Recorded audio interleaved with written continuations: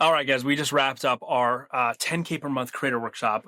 I feel like I'm still jacked up. I'm buzzing. We're buzzing. We just had good. 300 of you on Zoom for 2 hours, breaking down how you can get closer to making your next 10K per month, which is amazing. Broke down so many things, how we just had our first ever 6-figure month, a couple of lessons and learnings from that. And then we had some fun guest experts. Shout out to Madison. Madison talked about how to build recurring revenue offers inside of your business. And she's making 18K a month with 7 clients. Yes, mastermind grad from the last mastermind. Unbelievable. She's building a great business. Shout out to Owen, mastermind grad from 2 rounds ago. He's doing also over 30 grand a month right now in his business with recurring revenue. He touched on how to actually get your pitches to land, the do's and don'ts of pitching. And then shout out to Lewis and Daria. They came in all the way from Bangkok, Thailand. They just flew there from Canada and literally just got in and then decided to hop on this call. They were the third guest expert talking about how you can learn to service stack in your business to increase your average client value, your ACV, which is a very important term for you to understand. Yeah. They're killing it. They're going to do like 300 grand of the wedding thing this year. So good. So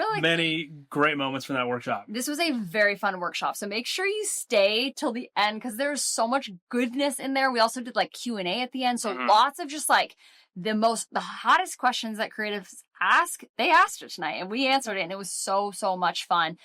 And also we announced on the workshop, but you're hearing it now, that applications for the Creative Rise Mastermind Round 13 early access is here. So people that got early access, they were on the wait list, they got delivered the application today, and it's not too late to jump in on early access if you want to be a part of our 6-week program where we give people the coaching, community, and accountability they need to build a 6-figure business foundation. Joey and I literally lock arms with you and 30 other creatives, and all we do is focus on business for 6 weeks. Yeah. Absolutely awesome. If you like this workshop, the mastermind is like the workshop 100x, right? It's so much more intentional. The workshop is great. I'm so glad you're going to be listening to this. I hope you get a ton of value out of this.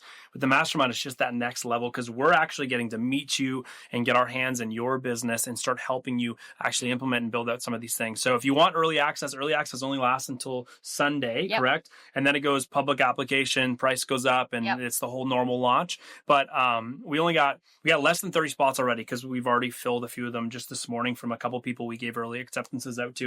Bunch of other early acceptances going out tomorrow. So run, don't walk to the mastermind if that's something you want to do. If you know you've been waiting for it, well, the time is here. We're getting started March 16th.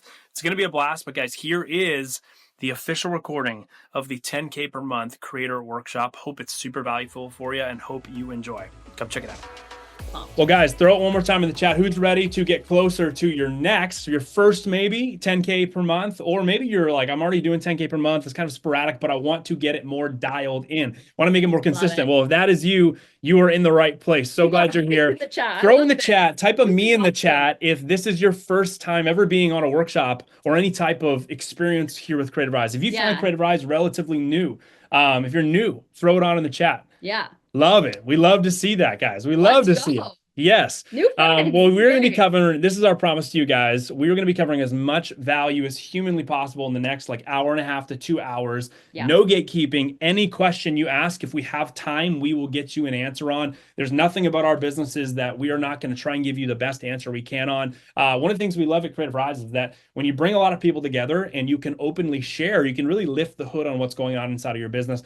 Everybody wins, which is an important thing to us. So there's no gatekeeping here. We're going to be sharing what's been helping us over the last 11 years and like 10 years for you build 6-figure businesses in the brand space, in the wedding space, and in the agency space, which I'm really excited about, and giving you guys some kind of insight look on what last month looked like for us, where we did $108,000 just in a month with photo, video, and brand strategy campaigns. So we're really excited to cover that. And we're so glad that you guys are here. This is our promise to you. Because you're here, we're going to give as much as we can. So sound good? Awesome. You guys ready to rock? Let's do it. Let's do it. All right. So here's our promise. We're going to be breaking down, number one, the lessons from our $108,000 month, which was last month, which is really exciting. There's a lot of things that we could pull as takeaways, but there's a few of them that are really the most instrumental to making sure that if we can get these things, get these insights into you, you're going to get much closer to your next 10K month or getting more consistent 10K months.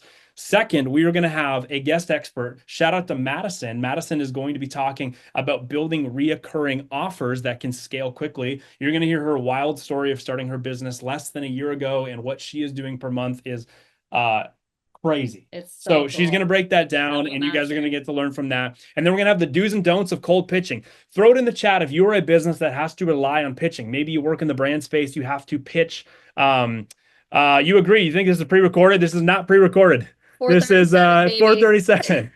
I would pick up our dog, but he's sleeping right there. So we're going to be doing the do's and don'ts of pitching, which is really cool. And that's not pre-recorded either. Those are live guests that we're going to be bringing up as panelists.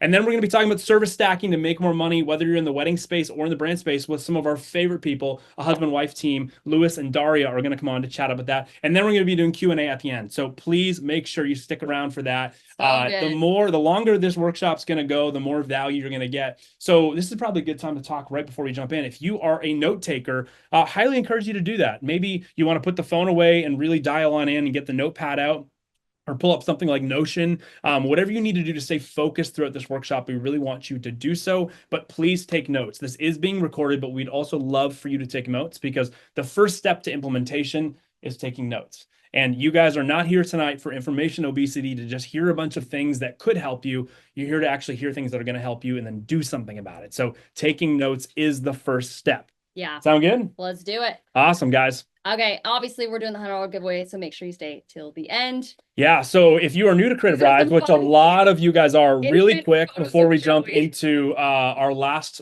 month's numbers and kind of breaking all that down and teaching you guys on some of the things we learned.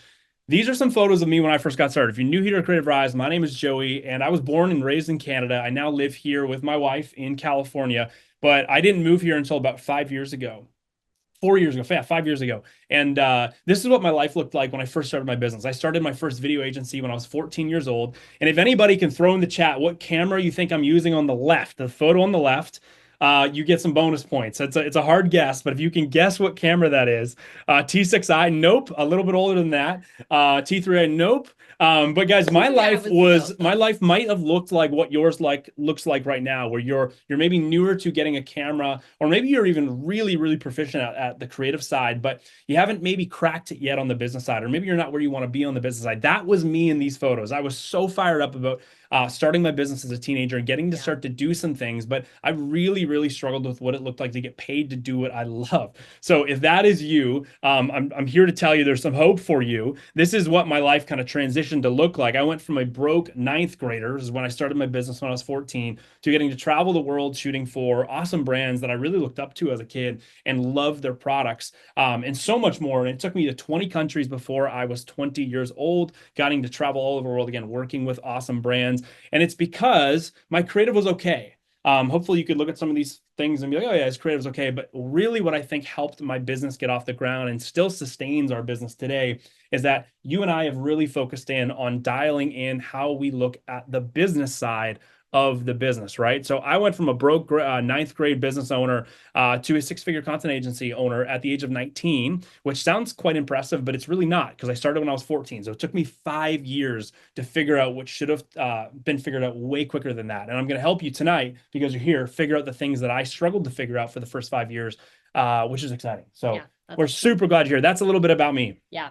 And this is me. I am Christy. I grew up in California. I graduated from college and I was like getting my first camera, kind of diving into it. If anyone can admit that they also did the stuff on the right-hand side of be honest. Photo, this was like, I got my start in couples. So it was very just like lots of creativity that maybe sometimes I look back on and I'm like, oh, that's so embarrassing. But I got my start in couples. I was working 3 jobs at the time. I was working for a nonprofit. I was working for my church. I was working for another job, and I had 3 things that I was doing, and I felt like I was just drowning. Like, I don't know if anyone else has like multiple jobs right now. If you do, throw it in the chat. Just write tired in the chat. I will understand you. And I was working for this nonprofit. Someone beat you to it. That's awesome. It's like, man, this is non-profitable. I need to do something. So I was like, okay, you know what? I'm just going to start shooting weddings. I didn't have some grand epiphany. I just was like, I have a camera. I like people. People in love seems fun. Let's just go for it. I gave myself 6 months. I said, okay, Christy, you have 6 months. And if you do not make this a full-time business in 6 months, then we're just going to go do something else. And after 6 months, I just grinded. I was able to make it go full-time after 6 months. And then started traveling and shooting weddings all around the world in awesome places like Nicaragua, France, all over the US, in Mexico, all these really cool places.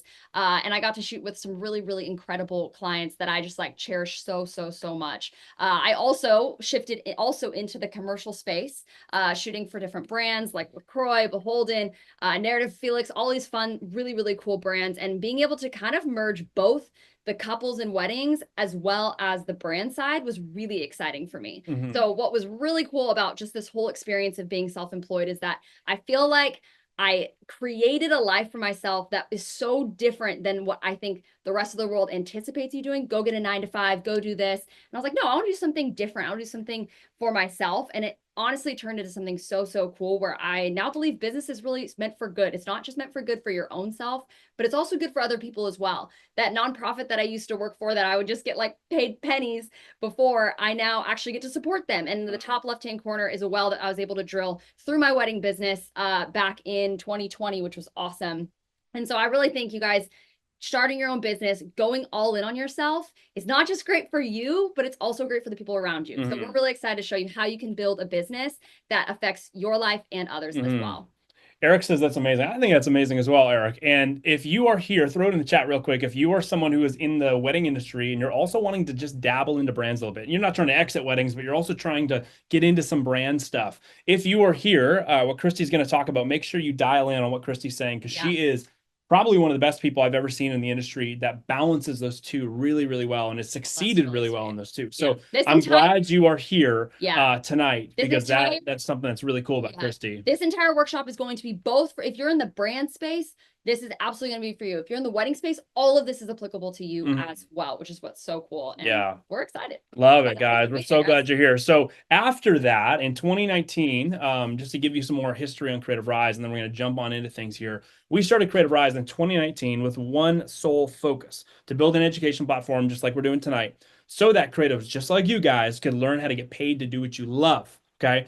There's been way too many sleepless nights, and we're dead serious when we say this, like way too many sleepless nights where I lie in bed going, man, like I just have so much empathy for a friend of mine that I was chatting with, or, you know, even my older, like my younger self, when I used to think about struggling with something, where I couldn't figure out how to get paid to do what I love and get to travel, or get to not work a full-time job and get to do this full-time. Like, we really do have an empathetic side to us for you guys to do that better and get to experience it the same way we have. So Creative Rise was started almost 6 years ago, August 2019. So it's going to be coming up on 6 years, with one purpose: to help you guys do what you love. And since then, just inside of the community that we track, so this is not including all the other stuff, we've actually helped people do $20 million. And why do we mention that? We mention that because there's too often the narrative in creative communities or on workshops like this is that, oh, creatives are broke, we don't make any money, you know, and that is just not true. And so if you subscribe to that, we want to encourage you to leave that at the door tonight. Unsubscribe, hit the little unsubscribe from that button, because that's not going to help you get paid to do what you love. So how do we do that? Well, we got a 6-week mastermind, top ranked weekly podcast. If you don't listen to the podcast yet, make sure you go later tonight and subscribe. Listen to the podcast every week. We drop an episode. We just dropped one this morning. It was a great episode with some fun guests. And hopefully you guys can get some value from that. We put a lot of effort in making that a great free resource for you. Lots of free courses and tools and other stuff like that, in-person retreats, and then a community platform and app. So those are the ways that we're trying to help you accomplish what you love to do, which is get paid to do what you love. And we've got so many examples of that. So if you ever want some encouragement, head on over to creativerise.com, and you can read through all of these stories, watch through all of these stories of real people just like you that have become friends of ours, that have been in the Creative Rise community or ecosystem for a while, have applied what things we're going to be talking about tonight. And because they've applied that, they've actually been able to create some amazing, amazing things in their business, which is cool. So who is ready to actually get into the content and talk about what we want to be talking about tonight? If that's you, throw a me in the chat. Awesome. Let's rock. And again, just as Christy said, this is going to be applicable. I know, we love a good chat. This is going to be applicable to you whether you're in the brand or the wedding industry. So dial on in. That's awesome. But the first thing we want to talk about is breaking down a couple different business strategies over the next 30-ish minutes between us and some guest experts that have helped us make $10,000 a month for the last decade. And now what we had last month, which was a six-figure month. I remember when I had my first $10,000 month, it was so wild. I remember thinking about it and I was like, dude, I'm never going to repeat that again. I had a bigger client come in with like 2 or 3 smaller clients. And I was like, I cannot believe I just made more than 10 grand in a month. And you have like $6,000 or $7,000 in your bank account and you're like, anybody else tell me if this is relatable in the chat where you're like, my bank account will never go below like $6,000 again. Does anybody, you ever had that thought where you like see a certain amount of money in there? You're like, what do I have to do to never see that drop? Andrew, you get me? Blake, you get me? Anyways, I remember feeling that. And then the credit card bill comes. Yeah, that's true. And then it wipes everything out. So, but guys, we're going to be breaking this stuff down and we're going to get started right now. So the first thing that we want to break down is the fact that last month, and this is quite a, this isn't a clickbaity thing. We're not saying this, and it's not actually going to be true. It is very true. Last month, our content agency doing photo, video, and brand strategy projects did $108,000 or $246 last month, which is incredible. And that is not something that we're going to stand in front of you and say, oh, we can replicate every month. It's so easy. Like, listen to us. It was really hard. We worked really hard last month and we have been at this for a decade. So the first thing I want to say is preface it that we're real people. We have better months. We have worse months. And this just happened to be one of our better months. Funny timing leading up to this workshop.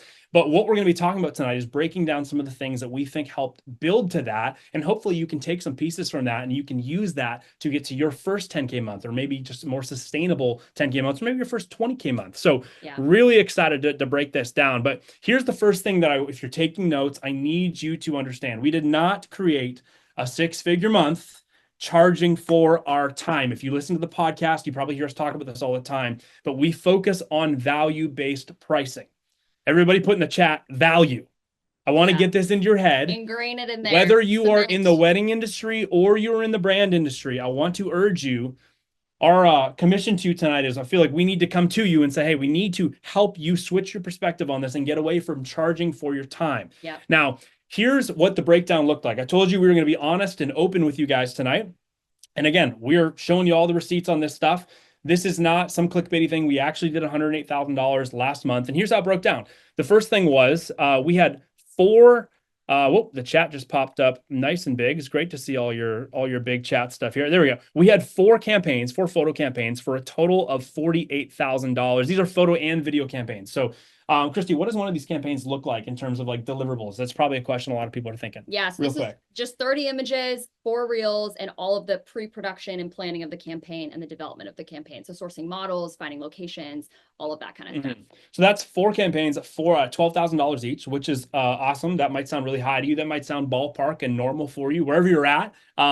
That's what we did it for. Now, the second thing was we had a big brand strategy project. One of the things that I love to do now, Christy's also in on it, but I spend a lot of my time working with brands now, helping them build their brand. So we do a lot of brand strategy work, and we did a bigger brand strategy project, helping them with a visual rebrand, with a narrative rebrand, some web stuff, and then some UI UX. And that totaled $50,996. And it was all basically in the last month. It's been hectic. We've been working really, really hard to make everything happen. There's been a lot of 1 a.m., 2 a.m. nights trying to push all this stuff across the line. I was actually just wrapping up some of that project actually earlier today, which was fun. So that was over 50,000. Then we sold 3 pin posts. If you work in the brand space and you're not selling pin posts to your clients where you can help script, film, and then execute and help a client build their own pin post to live on their social platform, you should be. It's a really, really good offer. You should also be making your own pin posts because they're a really effective way for you to acquire new people that come on your socials and they get to hear about what you do. But we sold a pin post for Instagram. It was $5,250.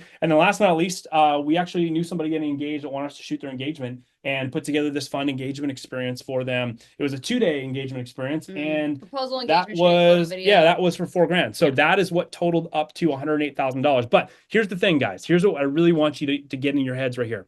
If we would have charged $200 an hour, which a lot of you guys have a hard time even trying to figure out how you'll even explain to somebody how you'll ever charge $200 an hour.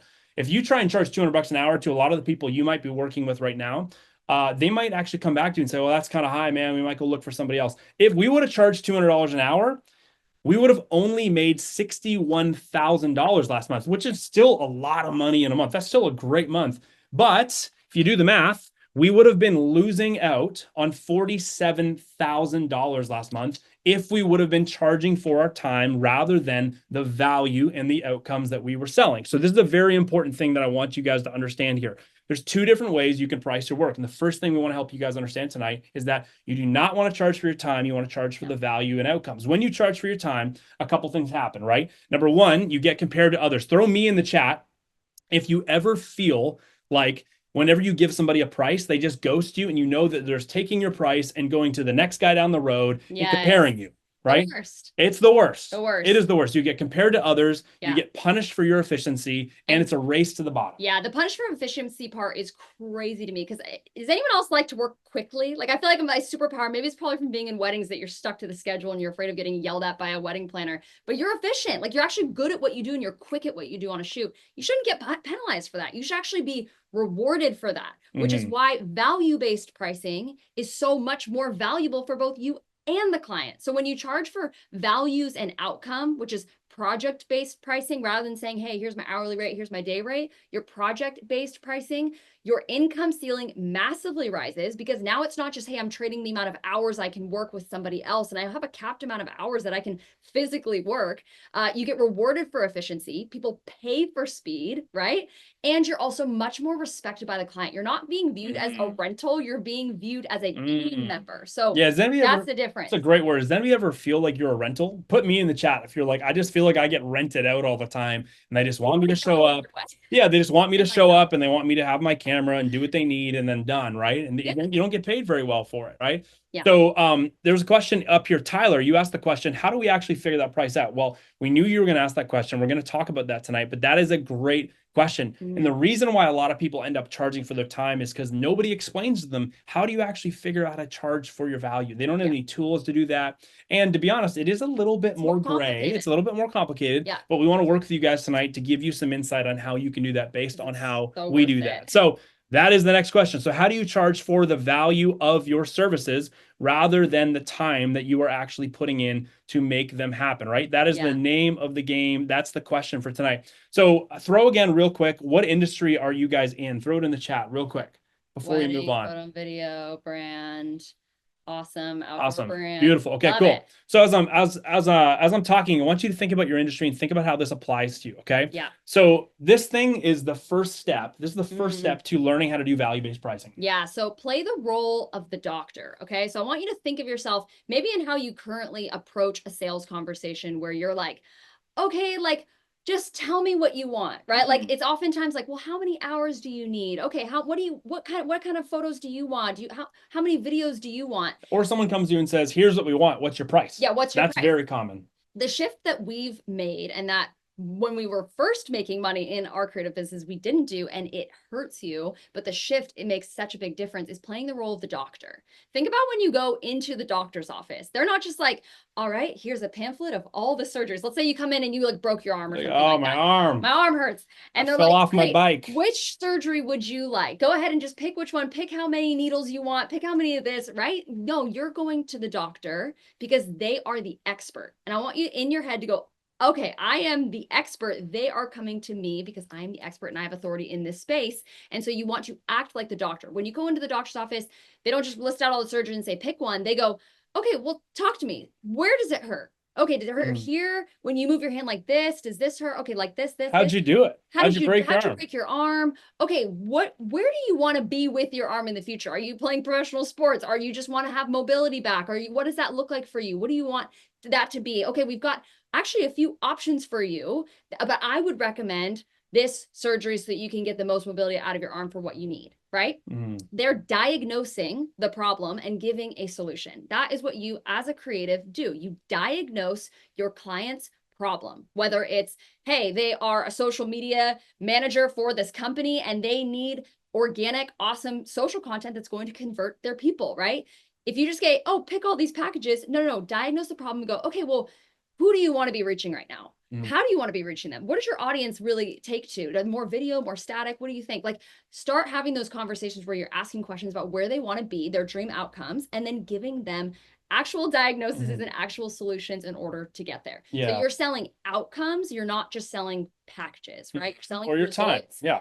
you're not just selling your time. Mm-hmm. That's great. A couple of things Christy said that I just want to make sure you understood. I want to just highlight again is that you said you are the expert. If you've never actually thought about yourself as the expert, I want to look at you right through the camera right now and say you are the expert. You need to start wearing that on yourself, and when you step into these conversations, go, I'm actually in a position to really know what's best for this person. You obviously got to work hard to learn those things and make sure you go out and put in that work to do that. But once you're there, you should be coming at this from an authoritative perspective saying, hey, I'm so glad we gotten to connect. I know you've asked me for a price. If someone says to me, hey, Joey, we need some photos done, what's your price?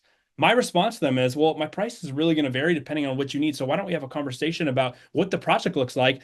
Can you chat today, or can I call you right now and let's chat through it, right? Here's a range, but I need to know a few more things about where you want to go. Our photo shoots range between, $3,500 to 20 grand, depending on what you're doing. I don't know how to answer that for you until we have a deeper conversation. Play the role of the doctor. Doctors always lead with curiosity. So I hope that right off the bat, you're seeing how this is a little bit of a shift. And just to go back a couple slides here, out of every single job that you see listed here, all of the photo and video campaigns, they originally just came to us for photo. We played the role of the doctor and found out that it would actually be really beneficial for them if we also did some video. So the project went up. The rebrand, they came to me for a smaller version of a brand strategy product, and we ended up doing a lot more for them because I took them through a series of client discovery, playing the role of the doctor. The 3-pin posts, they actually came for a photo campaign and ended up walking away with pin posts, right? Because we played the role of the doctor. The engagement shoot, dude was like, yeah, I want to propose, like, can you just show up and get some photos? And we're like, yeah, dude, let's talk about what this would actually look like for it to be a home run. Like we played the role of the doctor. So every single thing we did last month was significantly bigger of a project than it actually started out as because we played the role of the doctor. And just the last thing before we wrap up on this, their goal when you're playing the role of the doctor is to not upsell people in like a sleazy way where you're trying to constantly make more money off people. All you're doing is going, we can absolutely do that, but let's have a conversation to see if there's any other areas that I think you might be running into a problem or other areas where you might be missing out on some opportunity if we don't capitalize on it. Here's what we could do for those areas too. And now it's their choice. And if they want to capitalize on that and your move to then, walk them through the sales process on that. But it's very, very important that you play the role of the doctor. If you could leave with just one thing from this workshop tonight, I'd really encourage you to get this piece because this piece has been instrumental in helping us grow our businesses. And it also takes away the guilt of selling. Absolutely. Throw it in the chat if you ever feel like you hate selling yourself as a creative because it feels like it's sleazy and slimy. You're like, yeah, I'm the only one getting a benefit from this. Does anybody feel like that? Throw me in the chat. Yeah. If you feel like that, then this is how you solve that. When you play the role of the doctor, you're putting their priorities and their wishes in front of your own and trying to come up with the best solution to help them get there, rather than just going, oh, here's the photo package or video package or social media management package, or here's the wedding package I want to push on you. And that feels sleazy. You shouldn't do that. Play the role of the doctor. All right. Let's move on here, okay? Here's the second thing that we did that is very, very important. We're going to break down these into 4 steps here. We have to assess, when you're looking at value-based pricing, you first play the role of the doctor so you can actually figure out what the true need is. And then you have to assess these 4 factors to figure out how you are going to put a price on something, okay? So the first thing you need to assess when you're looking to price your work based off value rather than off your time is you got to think about the outcomes, okay? You got to think about, if I do this for the client, what do they achieve or get to experience versus if I don't do this for the client and they don't get this to happen, or this content doesn't get created, or the social media management doesn't happen, or they don't have somebody come and shoot their wedding that they really love their work, what do they now experience in life? So calculating the potential ROI or the loss for the client is a very important thing. Now, a lot of people, when I say this, go, well, that sounds like a little bit difficult. And it is a little bit difficult at the beginning, but the more you do this, the more you're going to be able to build it as a muscle. Anybody in here right now could throw it in the chat pretty much what they believe they would like to target in terms of an ideal client. Tell me a little bit about an industry, and I will be able right off the bat to tell you what their potential ROI working with you is going to be, because I've been doing this for a decade. I've learned how to build that muscle and understand these things. So that's my encouragement to you. The first one is learning how to evaluate the ROI. And really what that can look like is, if you're working in the wedding space, how do you evaluate ROI in the wedding space, Christy? Yeah, so it's really getting to know your clients and what, again, honestly, and most people don't love to talk about negative things in the wedding industry, but it's really important to understand what their core fears are around not getting their day captured. So the return on investment for them is, if they go with someone who's $200, they got their Uncle Sam out there with his gloves and his camera out there, they're going to get a return on investment. So the gloves. I've just seen some gloves before. It's weird. Sorry if you wear gloves when you shoot. But if you do not invest in the services that you're going to get with anything, you're not going to get a return on your investment, right? The $200 work is going to end up being $200 work where years down the road, they're going to look back and go, oh my gosh, I have so much regret that we didn't actually go for it with the great photographer that would capture it. And that way we could show our kids something that we actually love, right? The return on investment for them is massive when it comes to the emotional side of what they do. Yeah. The return on investment for a lot of different brand clients is much more of a monetary factor. Like you can simply look at things and go, okay, well, if this person is selling, like this lawyer, every time that they land a client, it's going to be at least 20 grand for them. And you go, oh, well, if I give them great social content that can leverage them and convert at least 2 more clients, that's a 40 grand return on their investment. Would they be willing to spend $3 grand on you for the photo shoot? Exactly. Probably, if they can wrap their head around that, right? So it starts thinking that way. Yeah, Brian, you said something in the chat. You said for event spaces and concert, there really isn't an ROI. Most people hire for a simple post so they can get more engagement. Brian, my encouragement to you is that there's absolutely ROI there. When an event space has really high quality photos and videos that showcase how anybody who would want to maybe rent the space can actually use the space. The content shows utility, and it also is beautiful, and it makes the event space look really good. When someone's scrolling through event spaces online, I don't know the exact data, but I have friends who have told me the data before. You can probably look it up on Google. It's something like 22 or 30% increases. Airbnb is a great example. People who have better quality photos on Airbnb, not only of just their space, but also of guests, their booking rate goes up by like 25%. Not only the rate, but they can now, because they're more, they're a hot commodity, they can actually now increase their nightly costs. So there's a huge ROI in that. There's massive ROI in that, because it means, let's say somebody has an event space and they're doing $200,000 a year with their event space. And let's say they increase the revenue by 20%. That's $240,000 a year they're now doing. That's an extra 40 grand because they bettered their photos and it got them more bookings. So there's huge ROI there, Brian, just to encourage you. I just thought that was a little example, but I could go one by one in this chat and tell you guys where the ROI is, but it's because I've built this brand. So that's the first thing I want to encourage you to do, is figure out the potential ROI for the client. What is the upside? And it doesn't have to be super specific. It could be a range. Oh yeah, well, they probably, can I see them making 10 grand off of this video I'm going to make for them for 3 grand? Oh, easily. Oh, can I see them making 20 grand off this video if they post it on their website? Oh, easily. Well, then it's easy to charge 3, 4, 5, 10, 15 grand for something when the ROI is easily at least like 3 to 5x what you're going to be charging them. So number 2 is deliverables. What is included? When you're charging for your value, you got to actually outline the valuable. You got to make the value tangible, right? So when you're charging for your time, it's like, yeah, I'm just going to show up and shoot, and whatever we get is going to be sweet. We're going to try and get as much as we can. But that's not a great way for someone to actually feel like they can trust you in, what am I going to be getting? What are the outcomes I'm getting from the shoot? So how do you help build that trust? Well, you go, here's the shot list. Here's the deliverables we are committing to getting. As Christy said earlier on, every time we run a photo and video campaign for our clients, our retainer clients, they know exactly what they're getting. We have deliverables, shot lists, everything that is guaranteed and is promised. So how do you actually increase the value of a project so you can charge more for it by value-based pricing? Well, you increase the amount of deliverables or the quality of deliverables, right? There's 2 ways you can increase that. Increase the quantity of deliverables or increase the quality. So that's the second thing. The third thing is turnaround time. We love this. We're big fans of this. Yeah. So people obviously pay for speed. I'm pretty sure probably most of these people have Amazon Prime that they pay for to get things quickly. So when you charge for hourly, obviously that's going to work against you. Whereas if you charge for your value, you can actually either just have it that you have fast delivery, and that ultimately makes you look more luxurious. Someone will pay you more if they can get it quicker than paying someone who's going to take forever to get, right? Michael's got it. Time is money. You can also increase your upsells in this way, right? Like, let's say you're delivering weddings and you're like, hey, normally, it's like 4 to 6 weeks. You can do an upsell that's like, hey, get it in 4 days, right? Turn around the gallery in 4 days, 7 days, whatever that is, and have that like a monetary upsell, right? But overall, your turnaround time should be faster than your competitors if you want to look more luxurious and get paid more because you're valuable, right? So turnaround time's a really big deal. Yeah. Right before I touch on number 4, Sean, you put a great thing. Are those shot lists part of the deliverables if they're asking for like a pitch or a treatment? Absolutely. You got to outline that stuff prior to a shoot, right? Never go into a shoot if you're charging for value-based pricing, where it's like, yeah, we'll see what we get. It's like, no, we're committing to this amount of reels or this amount of videos or this amount of photos, this amount of edits, or I'm committing to this many posts on your social media per month. Or if this is in the wedding industry, we're committing to a minimum level of photos. So like you're guaranteed going to get 500 photos from this experience, or you're guaranteed going to get 400 photos of the wedding, and then you're going to get 2 reels specifically, like a first look reel, a reel of this. Like you're confirming all these things before, which then shows somebody prior to hiring you,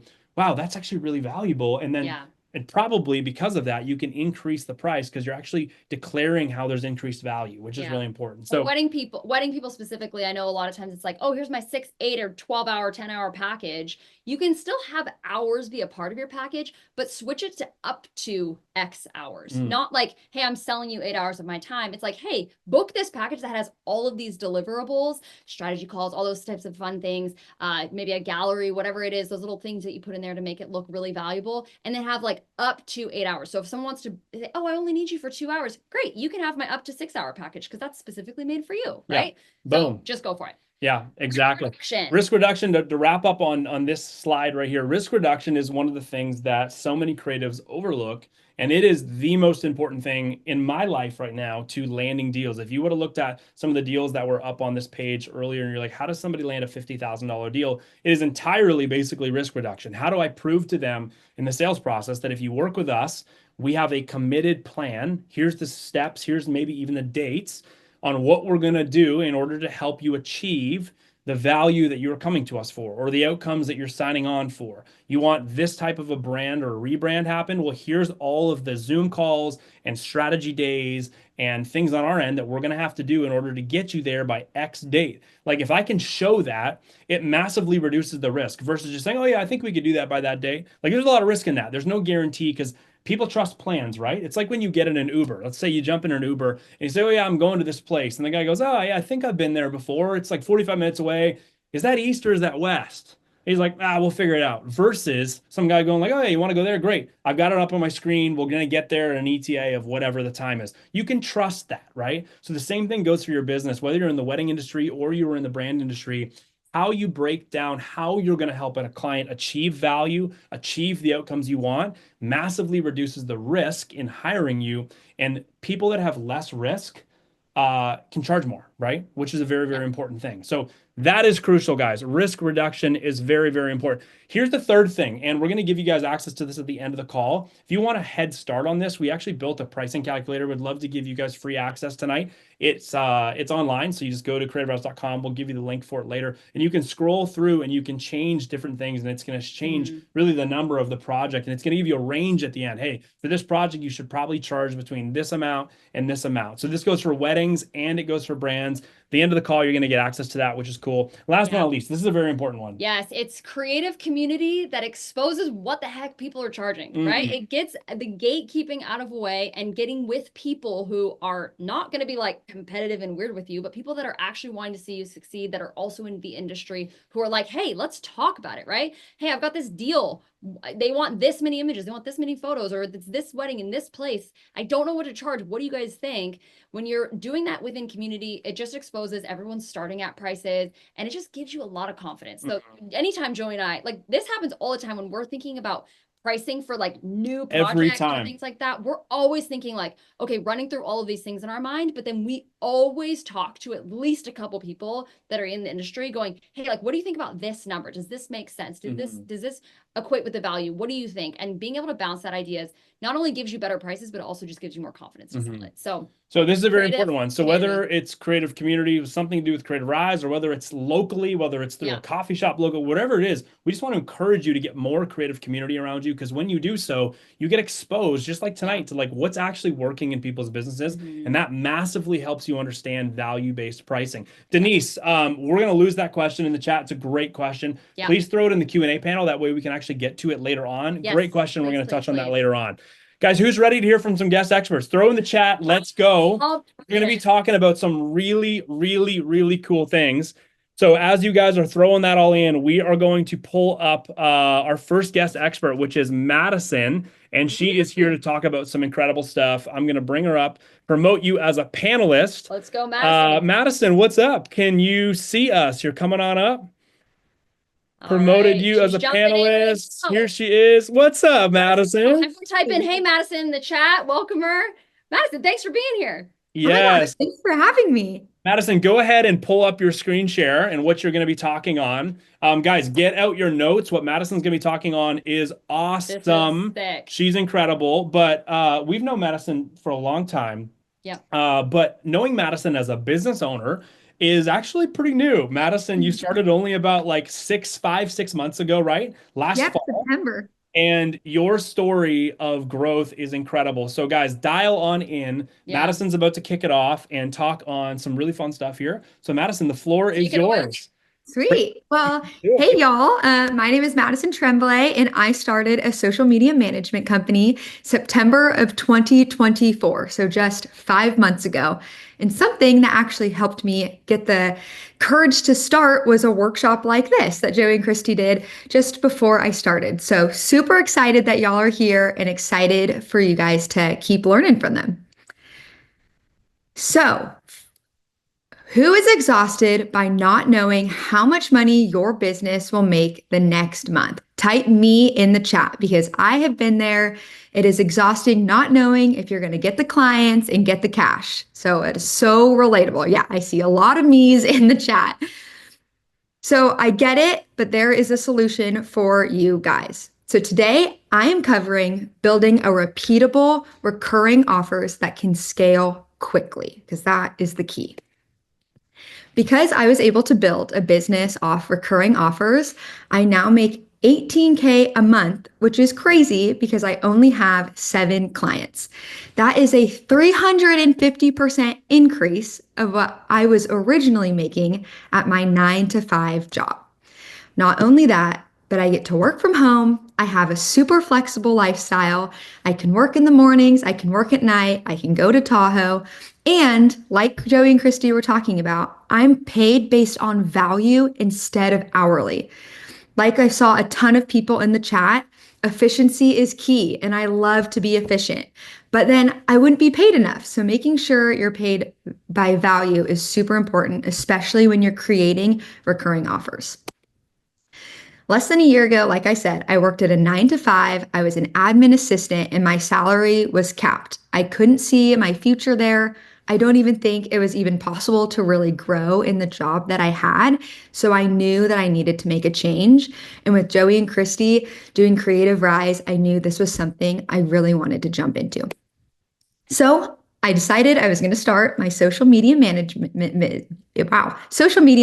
business, but I was stuck because I wasn't sure how to even get clients and what to offer them. That was the big thing for me. So when I made a change, I joined the 6-week mastermind, which I was so scared, but so thankful I did. And I signed my first client a few days before the mastermind actually even started. I got a text from a family friend. They were like, I heard through the grapevine, you're starting a social media business. Help, I need your help.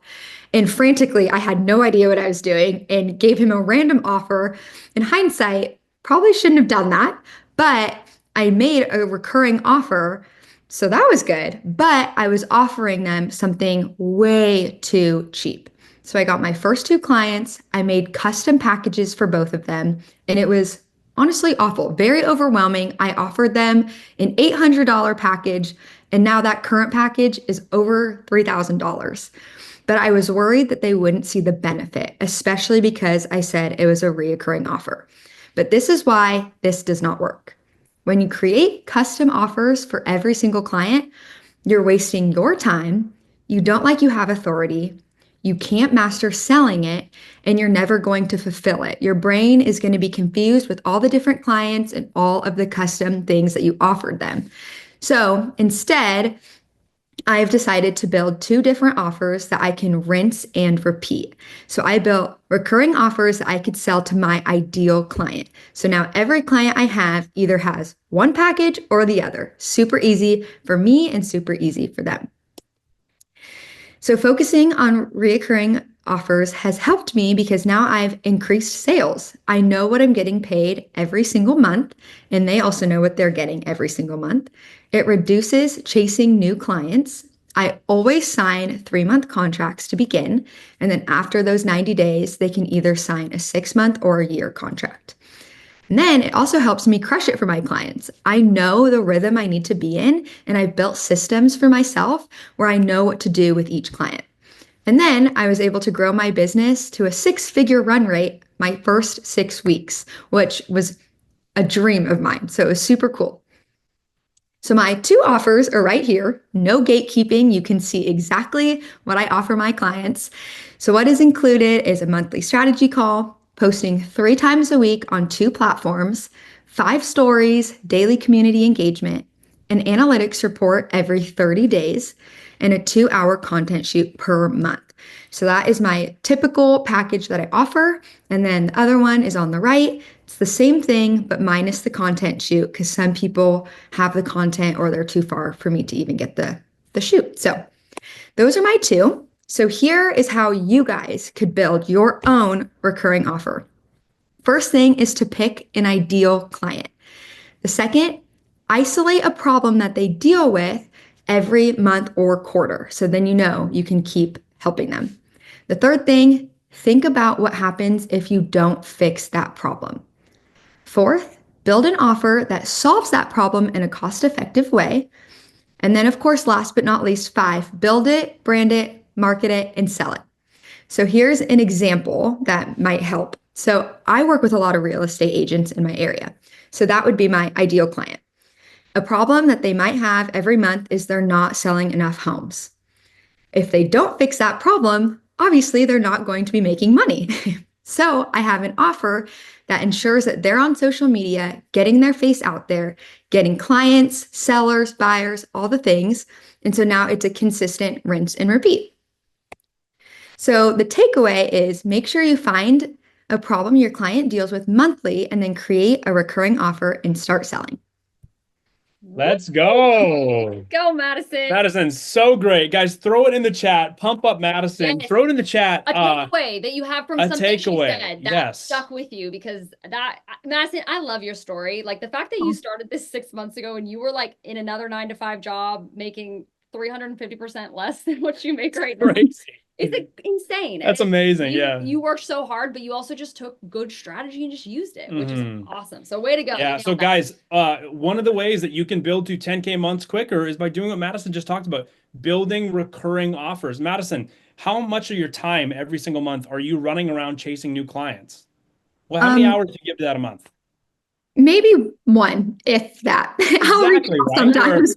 Some of you guys on this call, you might be spending 95% of your time pitching and trying to find people to work with. Yeah. And while that's something you probably have to do for the business model you're in, it's very, very, very tiring. If you can get people on retainer, Christy and I have retainers, Madison's got retainers. It is so great because not only does it help you with predictable revenue and you don't have to chase clients, but as Madison said, it also helps your clients because you're able to get into these rhythms. Madison, I love you said that. So rhythms where you can dial in your system so you can create as much value as possible for your clients long-term, which is amazing. Madison, thank you so much. Yeah. Madison's going to be hanging around, I think. So if you have some Q&A for her, she might be around later on the call when we do Q&A. So a reminder, if you've got a question, throw it on in the Q&A panel and we will go from there. Madison, that was amazing. Thank you. Awesome. Thank you.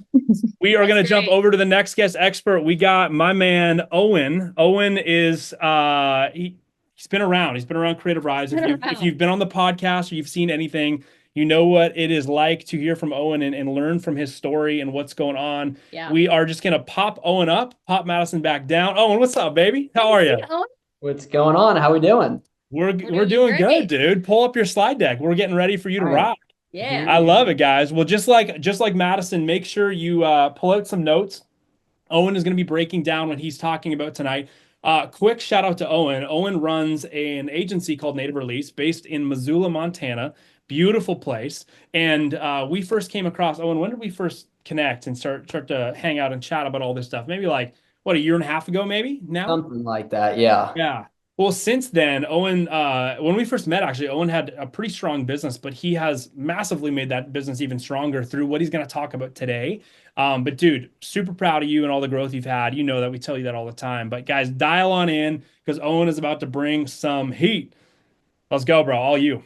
Guys, first of all, thanks for having me. It's cool to be here. I'm going to talk about pitching today. I have such a love-hate relationship with pitching. It's like Joey kind of alluded to it, but for the longest time, like my business was just straight one-off work. So every month was like, I have to pitch brands and get brands on board or I'm not making money next year. So it was just constantly reinventing the wheel. It was a lot, but the good news is it doesn't have to be like that. So who here feels like pitching via email and DM just doesn't work for you? You've tried everything, you've experimented with different things, and it's fallen flat. Go ahead and drop me in the chat if that's you. Yeah. My son Yeah. absolutely doesn't work. Yeah. Well, whoever said that, we're glad you're here because Owen's going to talk about what does work. Oh my gosh. Yeah. Yeah. It does not have to be like that. So, whoops. So today I'm going to cover the do's and don'ts of cold pitching. So real quick before I jump into it, when I made these changes, the following things happened. So one, I went from getting a 1 to 40 response rate to a 3 out of 10 response rate, which is an 1,100% increase, which is crazy to say that out loud. I went from $4,000 a month of retainers to $25,000 a month of retainers. And now I spend way less time pitching and I get better results. So I used to wonder why no one would respond to my cold pitches. I was spending hours every week finding contacts to email and DM, building out different pitch decks, and sending out mass email pitches. On average, I was sending roughly 250 cold emails a month, and I was still getting ghosted. And I was getting pretty darn tired of it. It's exhausting. But enough was enough. I had to make a change, so I decided to join the Creative Rise 6-week mastermind, and it taught me this. My problem was that my pitches were all about me. They were who I was, what I could do, what I've shot before, everything to do with me and nothing to do with the business and how I could help them. And here's why this doesn't work. It doesn't work because brands want to work with a creative that understands their problem and has a solution to help. My pitches were missing the problem and the opportunity to fix it. So really quick, here's a screenshot of one of my old pitches. This is the exact format I used to rip over and over again and get ghosted. So it says, "Hi, Sarah. I hope you had a great week. My name is Owen, and I run a creative media agency called Native Release based out of Missoula, Montana. I wanted to reach out as I think Native Release would be an excellent fit to take on some of Luna's creative needs this year. We've started booking clients for 2024 and only have a few spots remaining for the quarter. Below I've attached links to our Instagram website and Media Kit for review. Happy to jump on a call here to chat through some options, and thanks in advance for your time." So that doesn't work. Feel free to screenshot that just to have an example of what not to do. So this is what my new pitching checklist looks like. This has served me really well. So first, I'll run a quick 60-second audit on the brand's social media to first isolate what they're doing well. So take my phone out, 60 seconds, just scroll, see what they're doing well with. Second, I'm going to isolate what they're not doing well. So isolate what they're not doing well and also communicate clearly why it's costing them success. 3, clearly explain how you can help them navigate the problem that they're currently dealing with. 4, you want to make sure you keep this short. These brands are really busy. They don't have a ton of time. And then 5, I love this one, use a PS line. So, if you just write an email and nothing really jumps off the page, they're probably not going to read it. So a PS line is a great way to just act as like a second hook to try and get their attention. Hopefully they see it, they actually go to the top of the email and take the time to read it. And then a bonus, 80% of my landed pitches come from follow-ups. Do it. So I actually don't think I've ever sent a first initial email and gotten a yes right out of the gate. A lot of times that first email gets your foot in the door and then the follow-ups kind of do the rest of the work for you from there. So this is cool. This is a screenshot actually to the same exact brand as the last screenshot, although this time it resulted in a landed deal. So this says, "Hi team, I hope you've had a great week. I was recently scrolling through the Luno social media and love all the beautiful different landscapes you featured your products in, especially the post showcasing the Northern Lights. Keep up the great work. I did notice that the Luno feed is a little light on short form video content that features one of the brand's key pillars, community. Where your current video content looks awesome, the majority of your reels feature only one person, which can drastically decrease your reach and hinder your future sales. I have a few ideas for short form video content that emphasize community that would really help connect Luno with new audiences while driving sales that I'd love to share with you. For example, a lifestyle reels campaign like the one we did here for Go Macro would be a great way to connect with new consumers by using models who look and have the same interests as them. Additionally, a UGC style buyer's journey reel like the one here from Eddie Bauer would also be a great way to communicate that when people buy from Luno, they're buying an experience, not just a product. We recently helped Go Macro reach over 893,000 people with one of our Reels campaigns, and we'd love to do the same for Luno. Click here to grab 15 minutes on my calendar, and I'm really looking forward to sharing more of my ideas with you soon." And then a PS line there. But immediately right out of the gate, you can probably tell way more detail. This isn't a rinse and repeat email, and I'm actually taking the time to give them something personalized. Real quick, just to reiterate, when I made this change, I went from a 1 to 40 response rate to a 3 to 10 response rate. Went from $4,000 a month in retainers to $25,000 a month in retainers, and now I spend way less time pitching and I get much better results. So here's your key takeaway, guys. Your pitch is only as good as your ability to point out a problem and an area of opportunity and explain how you can solve it. So I hope that was helpful. Go send some emails, go sign some deals. Let's go, bro. So I love good. it. Guys, blow them up in the chat. What'd If you that take was away? helpful, throw your takeaway in the chat. Owen, dude, I could hear you give that story and just like talk about the transition so many times because it's so good. The 1100% number is wild. Yeah. That is wild. That's so good. For you, you said you were doing 250 pitches a month and you weren't really getting any traction on them, to then shift some things, make them not about you, but make them about the clients and how you can solve their problems. And you got an 1100% increase, and you over 5x your monthly recurring revenue with retainers, which is incredible. Yeah. No, it's crazy to say that out loud. It's, again, love-hate relationship with pitching. Loving it more recently, but in the past, like, oh my gosh. Yeah, so dude. good. So good. Owen. Yeah, That's I awesome. love Bo. What's up, dude? Bo goes righteous closing line, my man. That was so good. Owen nailed that closing line. I love That's that. great. Well, hey, there's a couple questions in the chat that I saw. I want you guys again to throw those not in the chat, throw them in the Q&A panel, because then we're going to get to them after. We're going to carry on here, move to our last guest expert. But right before we do, there was one comment that I think was a good question to answer right off the bat. Victor, you said a little bit confused on new pitches or having streamlined two offers like the last presenter, Madison. Really the difference between what Owen's talking about, what Madison's talking about here, is Madison is talking about when you're building a business, the best way to do it is by creating a business that has simplified offers, meaning every time you work with somebody, you're not recreating the wheel. Owen, are your offers the same thing? Are they simplified? And are you basically rinsing and repeating that? So yeah, so the thing that changes are the concepts. So it's like, exactly. It's the same thing. I have two offers, so it's always going to be either package 1 or package 2. The thing that changes is the actual ideas for the reels, because it's going to change depending on what the brand needs. 100%. And yeah, so the difference between what Madison was talking about, Victor, and what Owen was talking about is Owen was just talking about how you shouldn't be sending out the exact same pitch, meaning like word for word the same pitch. You need to personalize it to them a little bit, but the offer is still very simplified and it's still something that you can copy and paste and crush for your clients, which you do a great job of. So Owen, thank you, sir. Great to see you. Thanks for dropping some value. I know you'll be hanging out in the chat and hanging out. But dude, thank you so much. That was awesome. Really and we're super proud of you, bro. 1100%. Still can't get over that. That's amazing. All right. Well, we are going to bring up our last guest experts here. Super excited for you to learn from these guys. They are awesome. Going to quickly pull them up and bring them up. Lewis and Daria, promoting you two as panelists. Owen, you still got a smile on your face. You are still up here. You know Lewis and Daria, and they are some of our favorite people. Great. They're the best. Awesome I'm just happy to be here.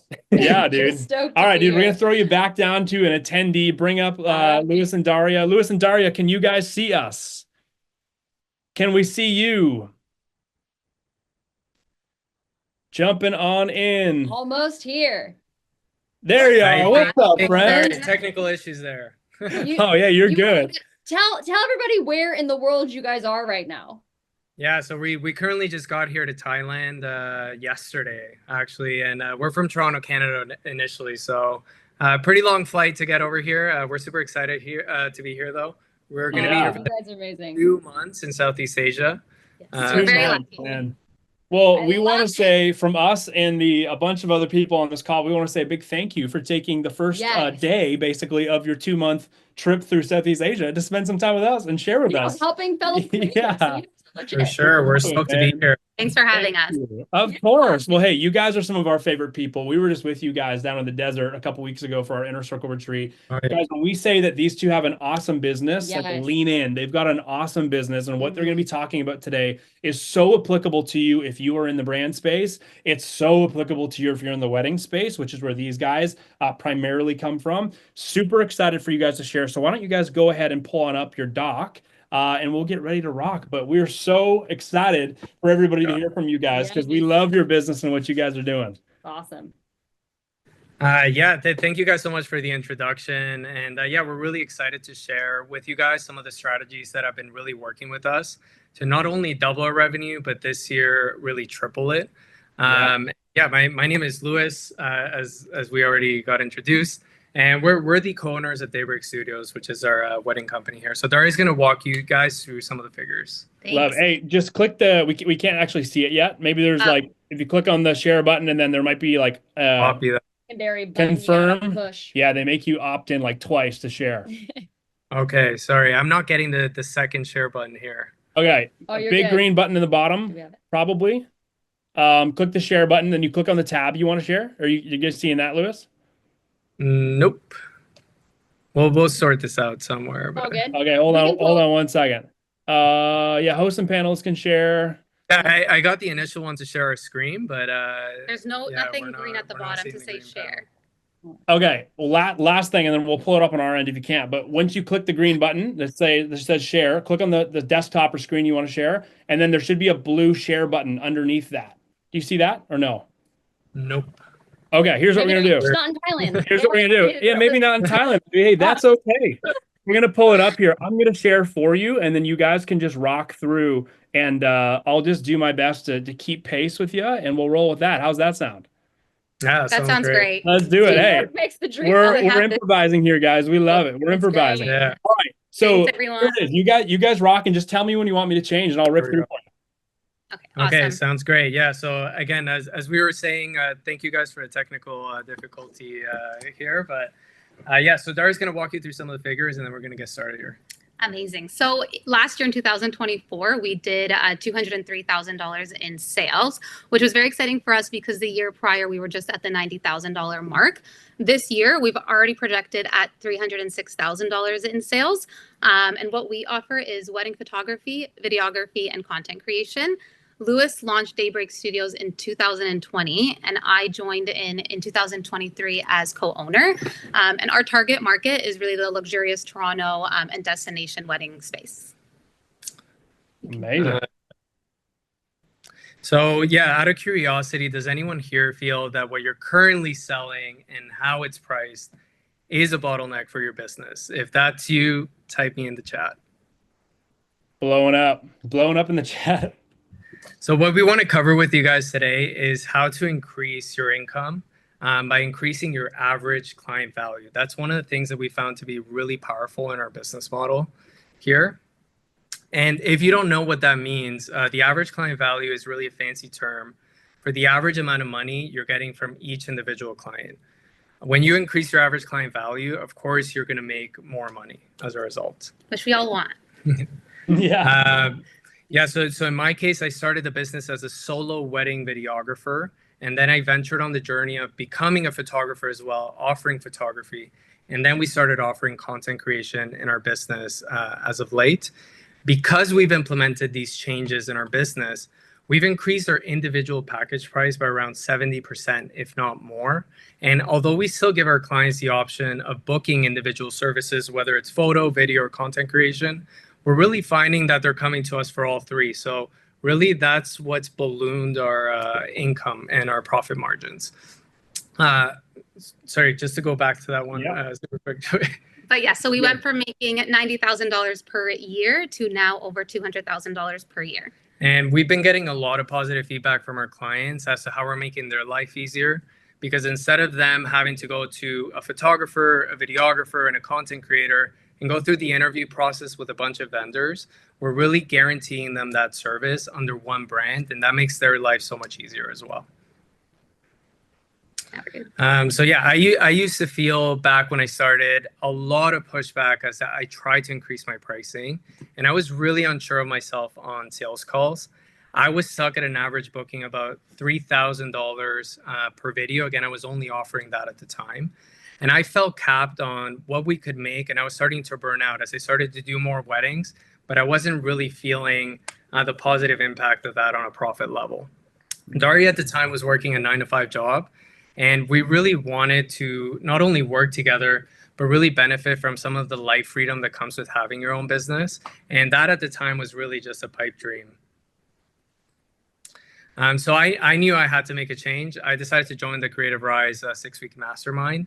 And I learned so much from Joey and Christy. And I immediately started to implement some of those things that I learned on the Creative Rise mastermind. One of those things was having valuable upsells and service stacking. So again, I was only offering videography at the time, but it got me thinking on like, what else can I offer our clients currently to increase that revenue? These tools and concepts that got introduced to me ultimately increase our average client value. So to give you guys an idea, again, I mentioned it already, but I was making on average about $3,000 for any particular sale. And that was our average price for video. And now that we're able to offer video, photo, and content creation, our average client value is between $12,000 to $16,000. That's right. And then, yeah, so here are a few screenshots of our pricing guide. So on the left, you're going to see a really, really old and ugly pricing guide that I was using at the time. And you're going to see kind of what the budget cap was. Like, even if I was to double that, it would get us nowhere close to where we are today. So if we zoom out to look at the other packages here, you're going to see that now it's a lot more complicated. We offer a lot more things.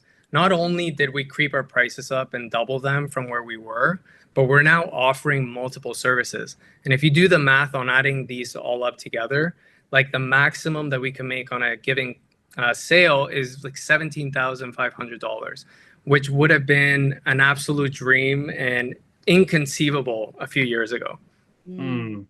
Great. So we want you guys to ask yourselves this: what services are complementary to what you're currently offering your ideal client? And what could you either learn to do or outsource? In my case, again, I took the opportunity to learn wedding photography, and then eventually we brought Daria on to do content creation, and that made a huge impact in our business model. So after focusing on increasing our average client value, we doubled our income since 2022. We hit over $200,000 in 2024, and now we're projecting over $300,000 for this year. And yeah, like we mentioned at the beginning of the call, we are getting the privilege to spend 2 months in Asia in our off season. And my favorite part is that not only we get to work together now, but we do have the opportunity to spend that time off together. Because before, let's say I had 2 months off, but Daria was in her 9 to 5, that didn't play quite as well. So that pipe dream that we once had is now a reality. We have as much freedom. Yeah. So our big takeaway is that when you focus on increasing your average client value, your business and the freedom that comes with that business is absolutely going to grow. Awesome, you guys. Heck yeah, guys. So good. You guys have got such a good story. By the way, that was a phenomenal job. Throw it in the chat, pump them up. That was a really good job following through me. Up a few times, but you guys crushed it. I love so much of what you guys said, and something specifically that I loved is you guys have such high quality work. I'm like, I have no doubt you guys are going to continue just to like keep raising those prices over and over again in like a luxurious space.